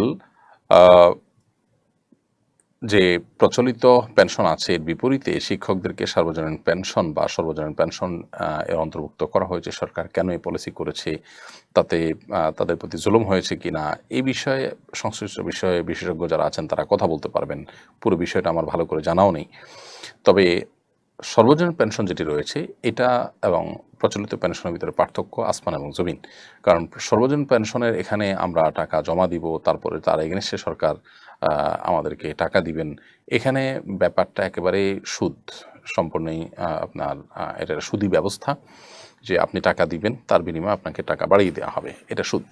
তো প্রচলিত পেনশন যেটা, এই প্রচলিত পেনশনটা সুদের আওতায় পড়ে না, কিন্তু সর্বজনীন পেনশনটা সুদের আওতায় পড়ে। বিধায় বাধ্য করা বিশ্ববিদ্যালয়ের শিক্ষক বা যে কোনো পর্যায়ে শিক্ষক হোক তাদেরকে, বা যে কোনো মানুষ হোক, তাদেরকে এই সুদী কারবারে জড়াতে বাধ্য করাটা সরকারের জন্য কোনো অবস্থাতে উচিত নয়। এ ব্যাপারে সরকারের কাছে দাবি দেওয়া পেশ করা, আন্দোলন করা, এটা শিক্ষকদের নৈতিক অধিকার আমি মনে করি। আমরা এর আগে বিভিন্নভাবে বলার চেষ্টা করেছি যে সর্বজনীন পেনশন যেটি ঘোষিত হয়েছে এটি যুগান্তকারী একটি সিদ্ধান্ত হয়েছে, সন্দেহাতীতভাবে ভালো। তবে এটির ইসলামিক উইং খোলা উচিত। কেউ চাইলে যেন সুদমুক্তভাবে এই লেনদেন করতে পারে, সেই সুযোগটা রাখা উচিত। এই জন্য দেশে ওলামায়ে কেরামের সাথে কথা বলে একটা সুদমুক্ত উইং খোলার জন্য আমরা পরামর্শ দিয়েছি। তাহলে সেক্ষেত্রে এটার শরীয়ী দৃষ্টিকোণ থেকে সর্বজনীন পেনশনের পরে কোনো আপত্তি থাকবে না। সাদিয়া বিনতু শিহাব বিআইডি থেকে আপনি লিখেছেন, পরিহিত কাপড় দিয়ে মুখ মুছলে নাকি দারিদ্র আসে, এটা কতটুকু সত্যি? নিজের পরনে থাকা কাপড় এটা দিয়ে মুখ মুছুক, শরীরে অন্য কিছু মুছুক, এটার কারণে কোনো দারিদ্র ইত্যাদি আসবে যদি কেউ মনে করেন, তাহলে সেটা নিছকই একটা মন গড়া কথা, এর কোনো ভিত্তি কোরআন এবং হাদিসে নেই। এবং কুসংস্কারের জন্য এই ধরনের বিষয় একজন মুসলমান কখনো ধারণ করতে পারেন না। বরং আপনার পরনে থাকা কাপড় যদি পাক থাকে, সেটা দিয়ে আপনি মুখ, হাত, শরীরের যে কোনো অঙ্গ মুছতে পারেন, কোনো অসুবিধা নেই। এমডি আরিফ বিল্লাহ আপনি লিখেছেন, মুআবিয়া রাদিয়াল্লাহু তাআলা আনহুকে নিয়ে অনেক মানুষ বাজে মন্তব্য করে, আসলে তিনি কেমন জানতে চাই। ভাই আরিফ বিল্লাহ, নবী করিম সাল্লাল্লাহু আলাইহি সাল্লামের অত্যন্ত আস্থাভাজন একজন ব্যক্তি ছিলেন মুআবিয়া রাদিয়াল্লাহু তাআলা আনহু, এবং তিনি কাতিবে ওয়াহি বা ওহির লেখক ছিলেন। নবী করিম সাল্লাল্লাহু আলাইহি সাল্লামের আত্মীয় ছিলেন। নানা কারণে মুআবিয়া রাদিয়াল্লাহু তাআলা আনহু আমাদের কাছে খুবই তাৎপর্যপূর্ণ, ফজিলতপূর্ণ একজন সাহাবী। নবী করিম সাল্লাল্লাহু আলাইহি সাল্লাম তার সাহাবীদের সম্পর্কে পরিষ্কারভাবে বলেছেন, লা তাসুব্বু আসহাবি, যারা আমার সাহাবী ছিলেন তাদেরকে তোমরা সমালোচনা করো না। এখানে পরিষ্কারভাবে নিষেধাজ্ঞা আমরা পেলাম যে নবী সাল্লাল্লাহু আলাইহি ওয়াসাল্লাম কোনো সাহাবীদের নিয়ে কোনো সমালোচনা করা যাবে না, অর্থাৎ সমালোচনা করে কোনো সূত্র পেলেও সমালোচনা করা অনুচিত। সেই জায়গা থেকে মুআবিয়া রাদিয়াল্লাহু তাআলা নিয়ে বাজে মন্তব্য করলে সেটা অবশ্যই অন্যায় কাজ, গর্হিত কাজ এবং নিষিদ্ধ কাজের আওতায় পড়বে। এবং আহলুস সুন্নাহ ওয়াল জামাতের আদর্শ বহির্ভূত কাজ হবে যদি কেউ মুআবিয়া রাদিয়াল্লাহু তাআলাকে নিয়ে বাজে মন্তব্য করে। মুআবিয়া রাদিয়াল্লাহু তাআলা আনহু, যার প্রতি নবী সাল্লাল্লাহু আলাইহি ওয়াসাল্লাম আস্থা রাখতে পেরেছেন, আমরা আস্থা রাখবো না? নবী সাল্লাল্লাহু আলাইহি ওয়াসাল্লাম যেখানে উম্মি ছিলেন, লেখা বুঝতেন না, পড়তে পারতেন না, সেখানে রাদিয়াল্লাহু তাআলাকে দিয়ে ওহী লিখিয়েছেন, এত বড় একটা সেন্সিটিভ কাজের দায়িত্ব তাকে দিয়েছেন এবং তাকে আস্থা ভাজন মনে করেছেন, তাকে দোষারোপ করার কোনো অধিকারই আমাদের কারণ নেই। হ্যাঁ, মুআবিয়া রাদিয়াল্লাহু তাআলা আনহু যদি কোনো সিদ্ধান্ত, রাজনৈতিক কোনো সিদ্ধান্ত বা জাগতিক কোনো সিদ্ধান্ত যদি ভুল হয়ে থাকে, তার জন্য তিনি আল্লাহর কাছে ক্ষমাপ্রাপ্ত হবেন। কারণ প্রথমত ইজতিহাদি ভুল, বুঝের ভুল মানুষের মাফ থাকে। সাহাবীরা কেউ নিজের ব্যক্তি স্বার্থ চরিতার্থ করবার জন্য কোনো কাজ করেছেন, এই অভিযোগ যদি কেউ করে, তাহলে তিনি সাহাবীদের সম্পর্কে আসলে কিছুই জানেন না, সেটির প্রমাণ বহন করবে। কারণ সাহাবীরা ব্যক্তি স্বার্থের অনেক ঊর্ধ্বে উঠতে পেরেছিলেন। তারা যদি তাদের পরিবারের কোনো সদস্যকে কোনো ক্ষেত্রে প্রায়োরিটি দিয়ে থাকেন, তারা দ্বীনের জন্য এটাকে কল্যাণকর মনে করে করেছেন। তাদের সিদ্ধান্তটা ভুল হতে পারে, কিন্তু তাদের এই যে নিয়তটা, সেটা নিয়ে আপনি আসলে কোনো বাজে মন্তব্য করবার কোনো সুযোগ নেই। আল্লাহ সুবহানাহু ওয়া তাআলা নিজে কোরআনে তাদের সম্পর্কে বলেছেন যে ইয়াবতাগুনা ফাদলাম মিনাল্লাহি ওয়া রিদওয়ানা, তারা আল্লাহর কাছ থেকে করুণা এবং আল্লাহর সন্তুষ্টি আশা করে। এটা আল্লাহর পক্ষ থেকে দেওয়া সার্টিফিকেট। অতএব তাদের উদ্দেশ্য নিয়ে আপনি কোনো রকম বাজে কথা বলার কোনো সুযোগ নেই। এই জন্য সাহাবীদেরকে গালিগালাজ করা এটা ফাসিকি এবং ফুজুরি কাজ, আহলুস সুন্নাহ জামাতের আদর্শ পরিপন্থী কাজ, সেটা করা আমাদের কারোর জন্যই জায়েজ নয়। যদি কেউ এরকম করে থাকেন, তিনি অবশ্যই অন্যায়কারী হিসেবে বিবেচিত হবেন। কোনো ব্যক্তি যদি এমন নিয়ত করে যে আমি এই কালে বিবাহ বন্ধনে আবদ্ধ হব না, আমি পরকালে বিবাহ করব, এই জন্য যদি কোনো ব্যক্তি বিবাহ থেকে বিরত থাকে, তাহলে তার বিরত থাকাটা শরীয়তে জায়েজ আছে কিনা? বিয়ে করা ইসলামে ফরজ না ওয়াজিব না সুন্নাত? যারা ফরজের সপক্ষে আছেন তারা হাত তোলেন। বাহ, বেশিরভাগ আবিয়াতের হাত তুলছে দেখা যায়, হাত নামান। দেখুন, বিবাহ এটা সব সময় ফরজও না, সব সময় ওয়াজিবও না, সবসময় সুন্নত না। সাধারণ সময়ে বিবাহ করা সুন্নাত। সাধারণ সময় বিবাহ করা কি? সাধারণ এবং স্বাভাবিক সময় বলতে যে ব্যক্তি বিবাহ না করলে যে পাপে লিপ্ত হবে এরকমও না, আবার বিবাহ করার সামর্থ্য তার আছে, সামর্থ্য আছে, আবার না করলে যখন সমস্যা হবে তার সেরকমও না। এরকম লেভেল পয়েন্টে থাকলে তার জন্য বিবাহ করাটা উত্তম, ভালো, সওয়াবের কাজ, সুন্নাত। না করলে সে সুন্নাত তরক করলো, অনুত্তম কাজ করলো। আর যদি কারোর বিবাহের সামর্থ্য থাকে কিন্তু না করলে সে নিজের চরিত্র রক্ষা করতে পারবে না, এরকম কঠিন সিচুয়েশন, কঠিন পরিবেশ, তাহলে তার জন্য বিয়ে করাটা ফরজ ওয়াজিব হয়। আর যদি কেউ বিবাহ করার সামর্থ্য নাই, উল্টা বরং বিবাহ করলে বউর অধিকার আরো নষ্ট করবে, সে এটা নিশ্চিত, তার দ্বারা অধিকার আদায় করার ক্ষমতা নাই, তখন তার জন্য বিবাহ করা বরং নিষেধ। তাহলে এটা ভ্যারি করে ব্যক্তির অবস্থার উপরে। সবসময় বিয়ে ফরজও না, সবসময় সুন্নত না, সবসময় নিষেধও না। তবে সাধারণ অবস্থায় বিবাহ উত্তম কাজ। কেউ যদি বিবাহ না করে শুধু ইবাদতবন্দি করে থাকতে চায়, তাহলে সেটা তার জন্য জায়েজ আছে, কিন্তু উত্তম না। উত্তম হলো বিবাহ করে থাকাটা। হ্যাঁ, যদি কেউ বিয়ে করা ছাড়া দুনিয়া থেকে চলে যায়, তো সে কোনো জাহান্নামী হবে ব্যাপারটা এরকম না। অন্য সব ঠিকঠাক থাকলে তার জান্নাতে যাওয়ার অপরচুনিটি বা সম্ভাবনা, পথ খোলা থাকবে। তবে ইসলাম বৈরাগ্যতার কথা বলে না। ইসলামে কোনো বৈরাগ্যতার অবকাশ নাই। সমস্ত ধর্মে দেখবেন পুরোহিততন্ত্র, বৈরাগ্যবাদ, এগুলোর অবকাশ আছে। এবং দেখবেন যে বিভিন্ন উপাসনালয়, অন্য ধর্মের উপাসনালয়ে কিছু মানুষ পড়ে থাকে, তাদের সংসার নাই, ধর্ম নাই, ময়লা আবর্জনা। ইসলাম পরিষ্কারভাবে এটাকে ডিনাই করেছে। নবী সাল্লাল্লাহু আলাইহি সাল্লাম তার সাহাবীদেরকে পরিষ্কার বলেছেন, আমি বিবাহ করেছি, আমি ঘুমাই, আমি খাই, আমি রোজা রাখি, আবার আনন্দ করি, ঈদ করি। শুধুমাত্র সংসার ত্যাগ করে, আল্লাহ বিল্লাহ করে গোটা জীবনকে বৈরাগী বানায় ফেলা, বৈরাগ্যবাদ অবলম্বন করা, এটা ইসলাম না। কোরআনে কারীম আল্লাহ বলেছেন রুহবানিয়াতান ইবতাদাউহা, খ্রিস্টানরা পৃথিবীতে বৈরাগ্যবাদ শুরু করেছে। ইসলামে কোনো বৈরাগ্যবাদ নাই। ইসলামের চাইতে বাস্তববাদী জীবন দর্শন আরেকটা না। বিধায় বিবাহ করাটা হলো উত্তম। যদি কোনো কারণে কেউ করবেন না মনে করেন, এটা তার ব্যাপার, যদি তার চরিত্রকে হেফাজত করতে পারেন গুনাহ হবে না। সুদখোরের মেয়েকে বিয়ে করা জায়েজ আছে কিনা? বাবা সুদখোর হলে মেয়ের কি দোষ? সুদখোরের মেয়ে তো অনেক ভালো। তার চাইতে আরো খারাপ এক্সাম্পল হলো কাফেরের মেয়ে। কাফেরের মেয়ে যদি মুসলিম হয়, বিয়ে করা যাবে? যাবে না? যাবে। ডক্টর খন্দকার আব্দুল্লাহ জাহাঙ্গীর রহমতুল্লাহ আলাইহি ফুরফুরা পীর সাহেবের মেয়ে বিয়ে করেছিলেন। তো যারা পীর মুরিদি দেখতে পারেন না, বা আপনার পীর সাহেবের মেয়ে বিয়ে করার পরে যাদের অনেক বেশি ঘোরতর আপত্তি ছিল, এরকম কেউ একজন প্রশ্ন করেছে ওনাকে। আমার কাছে উনি নিজে সরাসরি একবার বললেন যে স্যার, আপনি এত ভালো ভালো কথা বলেন, কোরআন হাদিসের কথা বলেন, আপনি এটা পীরের মেয়ে বিয়ে করলেন কেমনে? তো স্যার বললেন যে ভাই, কোরআন হাদিসে কোথাও পীরের মেয়ে বিয়ে করা যাবে না, এটা যদি দিয়ে আমি জানতাম তো অবশ্যই করতাম না, এখন আপনি দেখা দিলে আমি বাদ দিয়ে দেই। তখন স্যার প্রসঙ্গত বললেন যে দেখেন রাসূল আকরাম সাল্লাল্লাহু আলাইহি সাল্লাম আবু সুফিয়ান যখন অমুসলিম তখন তার মেয়ে বিয়ে করছেন, আর আমি পীরের মেয়ে বিয়ে করছি। তো বাবা যদি পীর ভালো খারাপ বা সব পীর ভালো খারাপ সেই ইয়েতে আমরা আলোচনা যাচ্ছি না, আমাদের মূল প্রশ্ন হলো বাবা যদি আপনার সুদখোর হয়, মেয়ে যদি ভালো হয়, তাহলে তাকে বিয়ে করা যাবে। এখনকার যুগে মেয়েকে দেখে যতটা বিয়ে করে ছেলেরা, তার চেয়ে বাপকে বেশি দেখে। বাপকে দেখে না বলে বললে ভালো হয়, বাপের টাকা দেখে, বাপের অবস্থান দেখে, তাই না? ওই যে একটা কথা আছে না, যে এখন মানুষের সাথে মানুষের বিয়ে যাওয়া হয় তার চাইতে টাকার বস্তার সাথে ময়দার বস্তার বিয়ে হয়। এক পক্ষ খোঁজে ময়দার বস্তা, আরেক পক্ষ খোঁজে টাকার বস্তা। এক পক্ষ খোঁজে রূপ লাবণ্য, আরেক পক্ষ খোঁজে শুধু টাকা পয়সা। নবী সাল্লাল্লাহু আলাইহি সাল্লাম বিয়ে কি দেখে করার জন্য বলেছেন? ফাজফার বিজাতিদ দ্বীন, তুমি যে মেয়েটাকে বিয়ে করবা ওর ধার্মিকতা দেখো, ওর বাপ কি করছে এটা তো তোমার বিষয় না, বিষয় হলো এই মেয়েটা কেমন।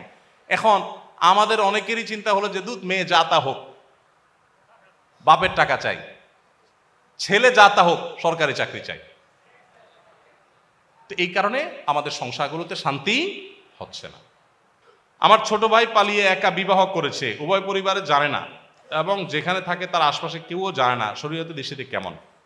বিয়েটা কি ভালো কাজ না খারাপ কাজ?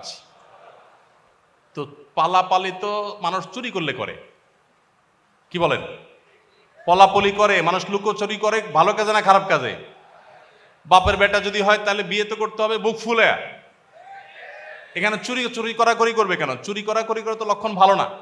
আল্লাহ তাআলা বিবাহ করানোটাকে অভিভাবকদের দায়িত্ব দিয়েছেন। হ্যাঁ, অভিভাবক যদি সকল সীমানা ছাড়িয়ে যায়, ছেলে মেয়েকে বুড়ো বানায় ফেলতেছে, তারপরে বিয়ে দিবে না, তখন আপনি এলাকার ইমাম সাহেবকে অভিভাবক বানায়, মান্যগণ্য মুরব্বীদের অভিভাবক বিয়ে করে ফেলবেন।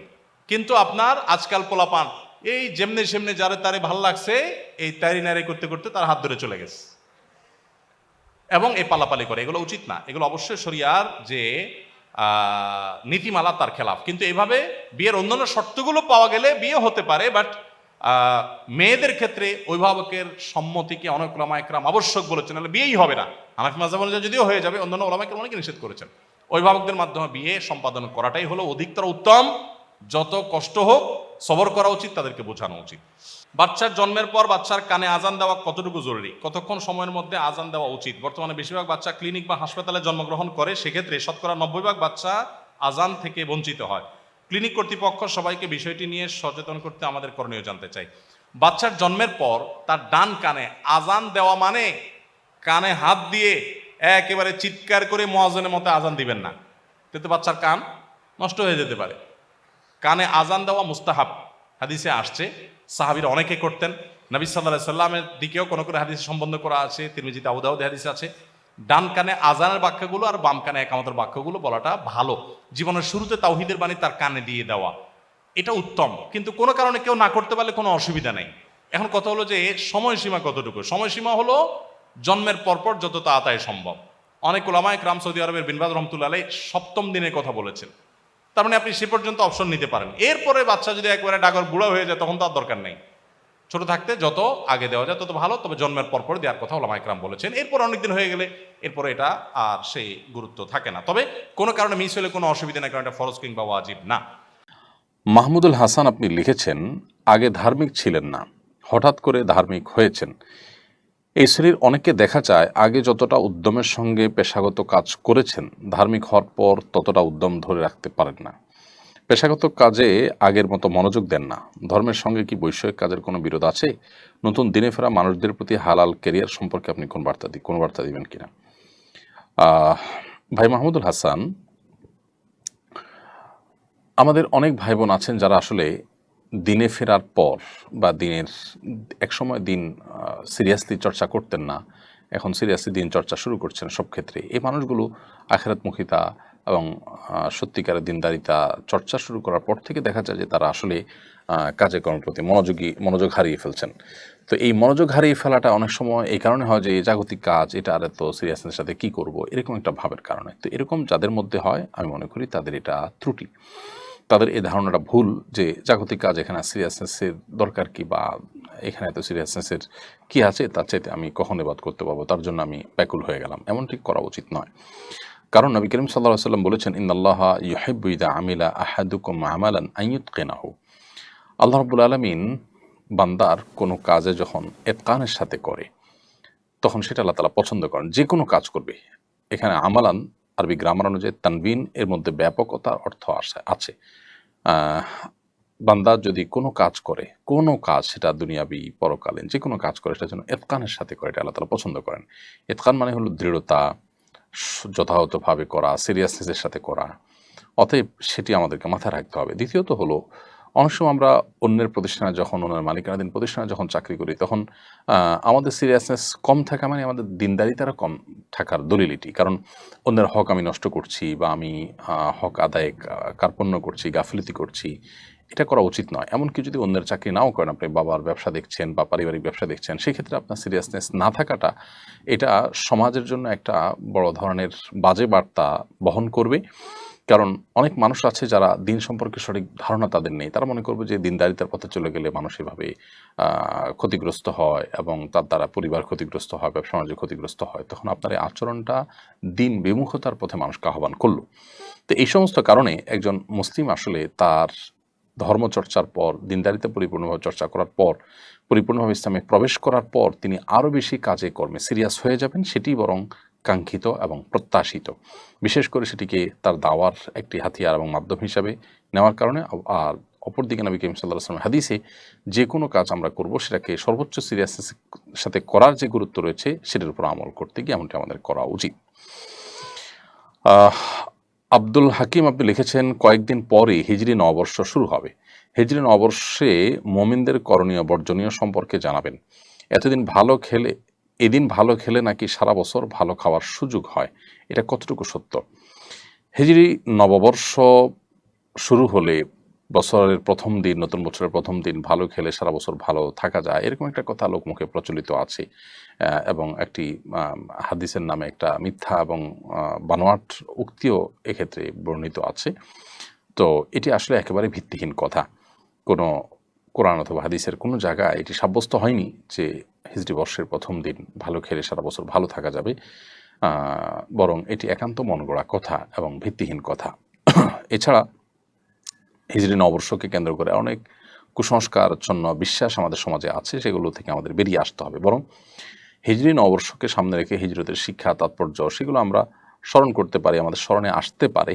কিন্তু নববর্ষকে কেন্দ্র করে কোনো আনুষ্ঠানিকতা, কোনো ঘটা, উদযাপন, এগুলো সবগুলো অগ্নিপূজক এবং প্যাগান প্রকৃতি পূজারীদের যে নওরোজ বা আপনার নতুন বছরের প্রথম দিন উদযাপনের যে সংস্কৃতি ছিল, সেটি হাজার হাজার বছর ধরে চলে আসছে, এবং খ্রিস্টানরা সেটি তাদের মধ্যে ধারণ করেছে। একসময় খ্রিস্টানরা এটাকে তাদের ধর্মীয় দৃষ্টিকোণ থেকে অপরাধ মনে করতো, সেটা এখন তারা করছে। এমনকি আপনার একটা পর্যায়ে এসে এখন মুসলমানরাও সেই কাজগুলো করছে। তো বছরের প্রথম দিনকে উদযাপন করা, এটি অগ্নিপূজক এবং প্রকৃতি পূজারীদের কাজ, তারা এটি করতো। পারস্যের অগ্নিপূজকদের থেকে এটি শুরু। তো এটি কোনো মুসলমানের কালচার হতে পারে না। বিধায় হিজরি নববর্ষকে কেন্দ্র করে কোনো আনুষ্ঠানিকতার কোনো সুযোগ আসলে ইসলামের শরীয়তের দৃষ্টিকোণ থেকে নেই। তবে হিজরত এর হিজরি সনের তাৎপর্য, হিজরি সনের শিক্ষা, হিজরি সন সংরক্ষণের গুরুত্ব, এই বিষয়গুলো আমাদের সারা বছর জুড়ে আলোচনা হতে পারে। হিজরি বর্ষের শুরুতে সেটা আমাদের মনে বেশি হতে পারে। এর বাইরে আসলে হিজরি সনকে কেন্দ্র করে কোনো আনুষ্ঠানিকতা বা কোনো সংস্কৃতি অথবা কোনো বিশেষ ধারণা, যেগুলো আপনার মানুষের মধ্যে প্রচলিত আছে, যেমন যে প্রথম দিন ভালো গেলে সারা বছর খাওয়া যাবে ইত্যাদি ইত্যাদি, এগুলো একেবারেই অমূলক, এবং কোরআন হাদিস বিশ্লেষণ করলে আমরা দেখি যে এগুলো আসলে সঠিক কোনো কাজ নয়। এরপর আশিক মণ্ডল লিখেছেন, আমি মাগরিবের নামাজে ইমামতি করার সময় প্রথম বৈঠকে তাশাহুদের জায়গায় ভুলে সূরা ফাতিহার কিছু অংশ পড়ে ফেলেছি। আমার মনে আসার সাথে সাথে তাশাহুদ পড়েছি, কিন্তু সাহু সিজদা করিনি। আমার নামাজ কি হয়েছে? নামাজ যদি ভুল হয়ে থাকে, এখন করণীয় কি? আপনি প্রথম বৈঠকে তাশাহুদ না পড়ে সূরা ফাতিহা পড়ে ফেলেছেন, কিছু অংশ পড়ে ফেলেছেন সূরা ফাতিহার। সেটা যদি এক শব্দ দুই শব্দ না হয়ে বেশ কিছু অংশ হয়ে থাকে, 1 আয়াত 2 আয়াত 3 আয়াত আপনি পড়ে ফেলেছেন, তাহলে সেক্ষেত্রে সিদ্ধাসেও করা দরকার ছিল। সিদ্ধাসেও যদি না করে থাকেন তাহলে সে নামাজটা আপনি পুনরায় দোহরায় নেবেন। আব্দুল আউয়াল আপনি লিখেছেন, বিভিন্ন কোটার কারণে মেধাবীদের চাকরি পেতে সমস্যা হয়, কোটা থাকা শুরুতে দৃষ্টিকোণ থেকে ন্যায়সঙ্গত কিনা? দেখুন, কোনো পিছিয়ে পড়ে থাকা জনগোষ্ঠীকে এগিয়ে নেওয়ার জন্য যৌক্তিক এবং গ্রহণযোগ্য পর্যায়ের যদি কোটা থাকে, অথবা দেশের মানুষের প্রতি, জাতির প্রতি, জাতীয় ক্ষেত্রে কোনো অবদান কেউ রেখেছে, এরকম কারোর অবদানের স্বীকৃতিস্বরূপ তাদেরকে যদি কোনো সুযোগ সুবিধা দেওয়া হয়, রাষ্ট্র বা সরকার দেয়, সেটা যৌক্তিক কারণে দিলে এবং সেটা রাজনৈতিক কোনো উদ্দেশ্য ছাড়া আপনার বাস্তবতার ভিত্তিতে যদি দেওয়া হয়, তো সেটা শরীর দৃষ্টিকোণ থেকে নাজায়েজ হওয়ার কোনো কারণ নেই। বাট সেটা যদি অযৌক্তিক কারণে দেওয়া হয় অথবা অযৌক্তিক রেশিওতে দেওয়া হয়, তাহলে সেটা অবশ্যই অন্যায্য হবে এবং জুলুমে পর্যবসিত হবে। বিশেষ করে যে সমস্ত জায়গায় আসলে মেধার ক্ষেত্রে ছাড় দেওয়া উচিত নয়, যেখানে আসলে মেধাই সব কিছুর উপরে প্রায়োরিটি পাওয়া উচিত, না হলে জাতি ক্ষতিগ্রস্ত হবে, মানুষ ক্ষতিগ্রস্ত হবে, বিভিন্নভাবে আমাদের স্বার্থ ক্ষুণ্ণ হবে জাতির, সেরকম জায়গাতে বিশেষ করে এই ধরনের ফ্যাসিলিটিস যদি থাকে, কোটার ফ্যাসিলিটিস বা কোটার সুযোগ, তাহলে সেক্ষেত্রে এখান থেকে জাতি ক্ষতিগ্রস্ত হতে পারে এরকম কোনো সিদ্ধান্ত নেওয়ার মতো ব্যাপার হলে সেটিতে অবশ্যই অন্যায় হবে। এগুলো আসলে পরিস্থিতি এবং ডিমান্ড, প্রয়োজন এবং আপনার আমাদের সাধ্য, এসব কিছুকে সমন্বয় করে এগুলো করতে হবে। এগুলোর ক্ষেত্রে রাজনৈতিক উদ্দেশ্য, ভোটের রাজনীতিকে মাথায় রেখে করলে অথবা অন্য কোনো কারণে করলে, অথবা যে কোনো কারণেই হোক না কেন, তাতে জাতীয়ভাবে আমরা ক্ষতিগ্রস্ত হলে সেরকম সিদ্ধান্ত যদি নেওয়া হয়, সেটা অবশ্যই ভুল হবে এবং অন্যায় হবে। অনেক সময় দেখা যায় যে আমরা এই জাতীয় কোটার কারণে নানামুখী বিপত্তির মুখে পড়ি। মেয়েদের জন্য যে কোটার ব্যবস্থা রাখা হয়েছে এবং বিভিন্ন সেক্টরে তাদের জন্য বিশেষ বিশেষ কোটা, বিশেষ করে নার্সিংয়ের কাজে মেয়েদের কোটা অনেক বেশি ছেলেদের তুলনায়, এরকম আর অনেক জায়গা আছে। তো এই যে কোটা, এই কোটাগুলো বেশিরভাগ ক্ষেত্রে যে সমস্যা তৈরি করে তা হলো ছেলেরা, যুবক ছেলেরা তারা বেকারত্বের হার তাদের মধ্যে বাড়তে থাকে। মেয়েদের তাদের স্বকীয়তা বজায় রেখে মেয়েরা মেয়েদের অঙ্গনে কাজ করবে, ইসলাম সেটাকে নিষেধ করে না। একজন মুসলমান হিসাবে আমরা কেউ সেটাকে ডিনাই করি না। একজন মেয়ে, নারীদের যে সমস্ত সার্ভিসের ব্যাপার থাকবে সেগুলো একজন মেয়ে দিবেন, সেটাই কাঙ্ক্ষিত। অতএব তিনি সেই জায়গাতে কাজ করবেন, করতে পারেন। কিন্তু তাকে ছেলেদের সাথে যদি মিশিয়ে ফেলা হয় বা যেখানে ছেলেরা কাজ করতে পারে সেখানে ছেলেদের তুলনায় তাদেরকে যদি প্রায়োরিটি দেওয়া হয়, তাহলে সেটা কি হবে? তার ফলশ্রুতিতে যা হওয়ার তা হচ্ছে সমাজে আমরা দেখতে পাচ্ছি। একজন মেয়ে, তিনি যদি স্বাবলম্বী হন, আর্থিকভাবে শক্তিশালী হন, তিনি দুর্বল ছিলেন একসময়, এরপর আস্তে আস্তে তিনি শক্তিশালী হয়েছেন। বাস্তবতা হলো যে এরকম পরিস্থিতি তৈরি হলে তখন এই মেয়ের সংসার খুব বেশি একটা টেকে না বা দাম্পত্য কলহ তার দিন দিন বাড়তে থাকে। এর বিপরীতে একজন ছেলে যদি চাকরি না থাকে, তার বেকার থাকেন, এরপর চাকরি পান, কিংবা অর্থনৈতিকভাবে তিনি স্বাবলম্বিতা অর্জন করেন, তার অর্থনৈতিক ভিত্তি যদি মজবুত হতে থাকে, তখন তার দাম্পত্য সম্পর্ক আরও ভালো হয়। এই বাস্তবতাকে বোধহয় আমরা কেউ অস্বীকার করতে পারবো না। এটাকে নিয়ে আমরা যে যত কথাই বলি, কিন্তু এই চিত্রটাকে অস্বীকার করবার কোনো সুযোগ নেই। তো কোটার ক্ষেত্রে বিশেষ করে এই জাতীয় বৈষম্য বা এই জাতীয় অনাচার বা এই জাতীয় সমস্যা বা সংকট যদি সৃষ্টি করে, সেটা অবশ্যই অযৌক্তিক হবে, অন্যায্য হবে। এই জন্য এটা ভ্যারি করবে যে পরিস্থিতিটা কি, কতটুকু রাখা হলো, অনেক বেশি রাখা হলো কিনা, তাতে আমাদের মেধাবীদেরকে কাজে কর্মে লাগতে নিরুৎসাহিত করা হয় কিনা, মেধাবীরা দেশ ছেড়ে বিদেশে চলে যায় কিনা, মেধাহীন লোকরা চলে এসে আমাদের জাতীয় সেক্টরে সমস্যা তৈরি করে কিনা, এই বিষয়গুলো খুবই গুরুত্বপূর্ণ। অতএব সেগুলোকে মাথায় রাখা দরকার। পশ্চিমারা বিভিন্ন লোন, সুযোগ সুবিধা দিতে গিয়ে আমাদের দেশে যারা যখন ক্ষমতা থাকে, সরকারকে চাপ দিয়ে সমস্ত কোটাগুলো, বিভিন্ন কোটা তারা তাদের মতো করে আদায় করে নেয়। নারীর ক্ষমতায়ন, এসডিজি গোল, নানা রকমের মুখরোচক স্লোগান দিয়ে তারা এই জাতীয় বিষয়গুলো সাধারণত পেরে থাকে এবং এই সুযোগ সুবিধাগুলো তারা আদায় করে নিয়ে থাকে। তো এই বিষয়গুলোতে আমাদের আরও দায়িত্বশীল হওয়া উচিত এবং আমাদের মেরুদণ্ড শক্ত থাকা উচিত যে বিদেশিদের চাপে আমরা সব কিছু করে ফেলবো। আমাদের সংস্কৃতি, আমাদের ধর্মীয় দৃষ্টিভঙ্গি, এদেশের মানুষের যে কালচার, তার সবগুলোকে বৃদ্ধাঙ্গুলি দেখিয়ে শুধুমাত্র বিদেশিদের চাপেই আমরা একটার পর একটা কোটার খড়গ যদি আমরা দিতে থাকি, তাহলে সেটা অনেক ক্ষেত্রেই আমাদের অচল অবস্থা তৈরি করবে এবং অনেক ক্ষেত্রে আমাদেরকে সংকটের দিকে নিয়ে যাবে। বিশেষ করে মেধাবীরা নানা কারণে এমনিতে দেশে থাকছে না, তরুণরা চলে যাচ্ছে দেশের বাইরে। এরা যদি এভাবে চলতে থাকে তাহলে সেক্ষেত্রে নিশ্চয়ই সেটা আমাদের কারোর জন্য ভালো কিছু বয়ে আনবে না। অতএব মৌলিকভাবে আমি শরিয়ার দৃষ্টিকোণ যদি বলি, তো একজন পরিবারের কর্তা যেরকম তার পরিবারের সদস্যদের মধ্যে কোনো একজন পিছিয়ে আছেন তাকে এগিয়ে নেওয়ার জন্য বিশেষ কোনো সুবিধা দিলেন, এটা যেরকম নাজায়েজ নয়। অতএব রাষ্ট্রীয়ভাবে রাষ্ট্র যারা পরিচালনা করছেন তারা কোনো ক্ষেত্রে কোটা ব্যবস্থা রাখলে সেটা নিষিদ্ধ নয়। বিশেষ করে যখন কেউ রাষ্ট্রের প্রতি কোনো অবদান রেখেছেন, তাদেরকে স্বীকৃতিস্বরূপ কোনো কোটা দেওয়া হলো, কোনো সুবিধা দেওয়া হলো, এই সুবিধাগুলো দেওয়া অন্যায্য নয়, কিন্তু এটার রেশিওটা যেন যৌক্তিক হয়, অযৌক্তিক না হয়। বিশেষ করে যে সমস্ত জায়গায় মেধার ক্ষেত্রে কোনো ছাড় দেওয়া উচিত না, সে সমস্ত ক্ষেত্রে আপনার কোটা যথাসম্ভব না রাখা, এই বিষয়গুলো আসলে অবস্থা এবং পরিস্থিতির উপরে ভিত্তি করে এগুলোর বিধান শরীয়ত দৃষ্টিকোণ থেকে আসবে। এখানে অসৎ উদ্দেশ্য যদি কাজ করে, রাজনৈতিক টার্গেট লক্ষ্য যদি কাজ করে, জাতির ক্ষতি হোক আর লাভ হোক, তাহলে সেক্ষেত্রে সেটা যে অন্যায়, সেটা যে গুনাহের কাজ হবে, সেটি বোঝার জন্য পণ্ডিত হওয়ার প্রয়োজন নেই।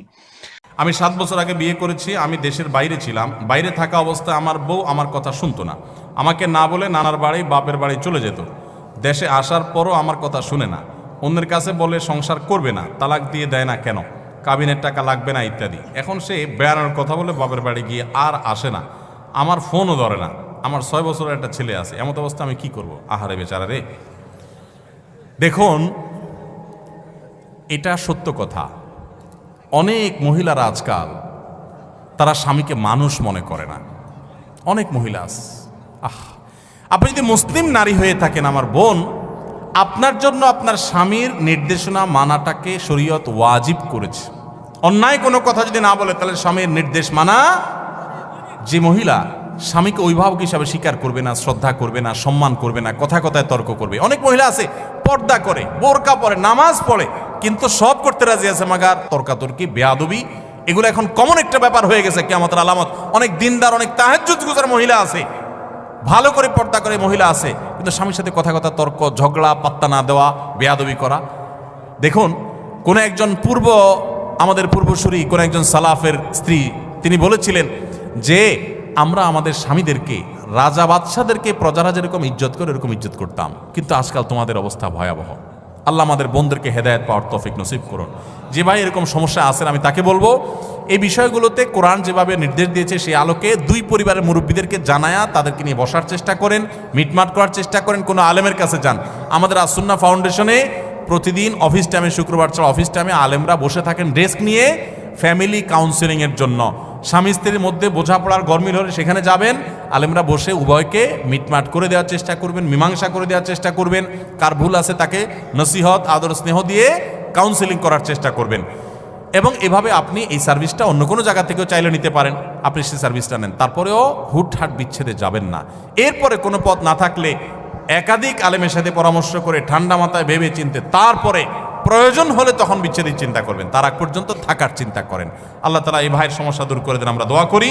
আপনি যদি সবর করেন, আল্লাহ আপনার কাছে আপনি বিনিময় লাভ করবেন। জনৈক আলোচক বলেছেন, বাবা মার দিকে নেক নজরে 100 বার তাকালে 100 কবুল হজের সওয়াব হয়। কথাটা কতটুকু সত্য জানতে চাই। বাবা মা, তাদের শ্রদ্ধা করা, তাদেরকে ভালোবাসা, এটা ইবাদত এবং নেক আমল। বাবা মাকে ভালোবাসলে আপনি সওয়াব পাবেন। হাদিসে আসছে, রিদাল রব্বির ফি রিদাল ওয়ালিদাইন ওয়া সাখাতুর রব্বি ফি সাখাতিল ওয়ালিদাইন। বাবা মা খুশি তো আল্লাহ খুশি, কারণ বাবা মা তার উপরে নাখোশ তো আল্লাহ তার উপরে নাখোশ। এই জন্য বাবা মার প্রতি শ্রদ্ধা দেখাবেন। আল্লাহ বলেছেন যে ওয়াবিল ওয়ালিদাইনি ইহসানা, মা বাবার প্রতি সদাচরণ করবে। ভাইরা আমার, যারা বাবা মাকে না হারাইছেন তারা বুঝবেন না এটার মর্ম কি, যারা হারাই ফেলছেন তারা বুঝেন কি মর্ম। আমি প্রায় বোঝানোর চেষ্টা করি, বলার চেষ্টা করি, নিজের শরীরের চামড়া দিয়ে যদি বাবা মাকে জুতা বানায় দেন তবুও তাদের ঋণ শোধ করতে পারবেন না। বহু মানুষ ভালোবাসা দেখাবে আপনাকে, আপনি যেদিন বাবা হবেন সেদিন বুঝতে পারবেন যে বাবারা সন্তানদের জন্য কতটা ভালোবাসা তাদের বুকে ধারণ করে। হয়তো আপনার বাবা সাধারণ মানুষ, অশিক্ষিত মানুষ, প্রকাশ করতে পারে না বেচারা, কিন্তু আপনার এই অশিক্ষিত বাবা গোটা পৃথিবীর সমস্ত শিক্ষিত, ভক্ত, অনুরক্ত, আপনাকে ভালোবাসা দেওয়া মানুষগুলোর চাইতে আপনার অশিক্ষিত বাবা, তার ওজন, তার ভালোবাসার ওজন আপনার কাছে সবচাইতে বেশি। ভাইরা আমার, বাবা মায়ের ফজিলত নিয়ে বহু হাদিস আয়াত আছে, সেগুলো ঠিক আছে, কিন্তু তাই বলে প্রত্যেকবার তাকালে একটা করে হজের সওয়াব হবে, এই কথা কোনো বিশুদ্ধ হাদিস দ্বারা প্রমাণিত নয়। এই কথা কোনো কেউ যদি বলে থাকে যে 100 বার তাকালে 100টা হজের সওয়াব পাওয়া যাবে, তাহলে এটা কোনো সহিহ বা বিশুদ্ধ হাদিস দ্বারা, কোনো আয়াত দ্বারা প্রমাণিত না। বাবা মার মর্যাদা বোঝানোর জন্য বহু আয়াত আছে, বহু হাদিস আছে, কিন্তু হাদিস এবং কোরআনের নামে, আল্লাহ রসুলের নামে আমরা এমন কোনো কথা বলবো না যেটা আসলে সেটা সেভাবে প্রমাণিত হয় নাই। বিধায় আমরা সহিহ এবং শুদ্ধটা বলবো, ভুলভাল কথা বলবো না। আপনার লেখা নতুন বই তারাবির সালাতে কোরআনের বার্তা, এটা অজু ছাড়া পড়া যাবে কিনা এবং মহিলারা মাসিক অবস্থায় পড়তে পারবে কিনা? মাশাআল্লাহ, এই বইটার কথাই প্রশ্ন আসছে। আমাদের একটা নতুন বই বেরিয়েছে। এই যে রমাদান আসছে, আপনারা জানেন রমজান মাসে আমরা যে তারাবি পড়ি, তারাবিতে আমরা এত সুন্দর তেলাওয়াত শুনি, কিন্তু আল্লাহ তেলাওয়াতে কি বলেন, কি বার্তা দেন প্রতিদিনের তারাবিতে আমরা জানি না। যদি তেলাওয়াত শোনার পাশাপাশি তেলাওয়াত শুনলেই আমরা সওয়াব পেয়ে যাব, তারপর যদি অর্থটা, আল্লাহ মর্মগুলো যদি আমরা বুঝতাম, বার্তাগুলো বুঝতাম, তাহলে আরও ভালো হতো। তো আমরা এই বইতে চেষ্টা করেছি প্রতিদিন যে পরিমাণ তেলাওয়াত হবে তারাবিতে, সারা দেশে প্রায় সব মসজিদে তারাবি একই নিয়মে হয় আমাদের দেশে, তো যে অংশ তেলাওয়াত হবে ওই অংশে আল্লাহ তাআলা কি কি আদেশ দিয়েছেন, কি কি নিষেধ আছে, কি কি দৃষ্টান্ত আছে, কি কি ইতিহাস আল্লাহ আলোচনা করেছেন, কি কি দোয়া আছে, কি কি শিক্ষা আছে, সেগুলোকে আমরা 4-5 পৃষ্ঠার মধ্যে সামারি করে দিয়েছি। আপনি প্রতিদিন তারাবিতে যাওয়ার আগে এটা একটু পড়ে নিতে পারেন, আবার তারাবিতে আইসা যদি পারেন একটু পড়ে নিতে পারেন। ইনশাআল্লাহ মাস শেষে পুরো কোরআন সম্পর্কে একটা সাধারণ ধারণা, কমন একটু ধারণা আপনার হয়ে যাবে ইনশাআল্লাহ তাআলা। এই বইটা সেজন্য আমরা তৈরি করেছি, অনেক মেহনত করা হয়েছে এটার পিছনে আলহামদুলিল্লাহ, প্রতিটা পৃষ্ঠা মেহনত করেছি আলহামদুলিল্লাহ, যাতে বইটা উপকারে আসে। আল্লাহ এটাকে যেন কবুল করেন, মানুষ যেন উপকারী করেন, বলুন আমিন। এখন প্রশ্ন হলো অজু ছাড়া এই বই পড়া যাবে কিনা? উত্তর হলো হ্যাঁ, পড়া যাবে। অজু ছাড়া পড়া যাবে না সরাসরি কোরআন বা পুরো কোরআন অনুবাদ, কিন্তু বড় কোনো বই, এমনকি বড় কোনো তাফসীর গ্রন্থ, সেখানে কোরআনের কথা আছে, ব্যাখ্যা আছে, বিশ্লেষণ আছে, এরকম জিনিস অজু ছাড়া ধরা যায়। এই জন্য এটা অজু ছাড়া ধরলে কোনো অসুবিধা হবে না। এমনকি মা বোনরা মাসিক অবস্থায়, যেহেতু এখানে আমরা নির্যাস বলেছি, সার তুলে এনেছি, আয়াত কোট করেছি খুব কম, সেই জন্য এটা মা বোনরা অপবিত্র অবস্থায়ও পড়তে পারেন। অন্যান্য ধর্মীয় বই যেরকম পড়তে পারেন, এটাও পড়তে পারবেন। আর সেই সাথে যারা মহিলারা তারাবি পড়তে যান না, বাসায় নিজেরা তেলাওয়াত করেন, আপনি মহিলা মানুষ এক পারা তেলাওয়াত করবেন। যেদিন এক পারা তেলাওয়াত করবেন, যে পারা শুরু করবেন, শুরু করার আগে ওই পারাতে আল্লাহ কি বলছেন একটু দেখে নেন এখান থেকে, যে 10 নম্বর পারা তেলাওয়াত, 10 নম্বর পারা আল্লাহ কি বলেছেন একটু দেখে নেই, এরপরে তেলাওয়াত করেন। আপনি তেলাওয়াত আলাদা তৃপ্তি পাবেন। অথবা তেলাওয়াত শেষে একটু দেখলেন যে এই পারা যে পড়লাম, আমি এই পারাতে আল্লাহর পক্ষ থেকে কি বার্তা পাইলাম, এটা আপনি একটু দেখে নেন, তাইলে তারাবিতে উপকার আসবে। তারাবির বাইরেও আমরা সারা বছর উপকৃত হতে পারি। আল্লাহ তাআলা আমাদের সবাইকে কোরআনের সাথে সংস্রব আরো বেশি গড়ে তোলার তৌফিক দান করুন। কোরআনের সান্নিধ্যে আমাদের আরো বেশি আসার তৌফিক দান করুন। কোরআন বুঝতে হবে, কোরআন মানতে হবে, কোরআন আমল করতে হবে। তবে কোরআন বোঝার ক্ষেত্রে অবশ্যই আপনার এলাকার ইমাম সাহেব, খতিব সাহেব, কোনো আলেমের তত্ত্বাবধানে থেকে আপনি বোঝার চেষ্টা করবেন। আল্লাহ আমাদেরকে তৌফিক দান করুন।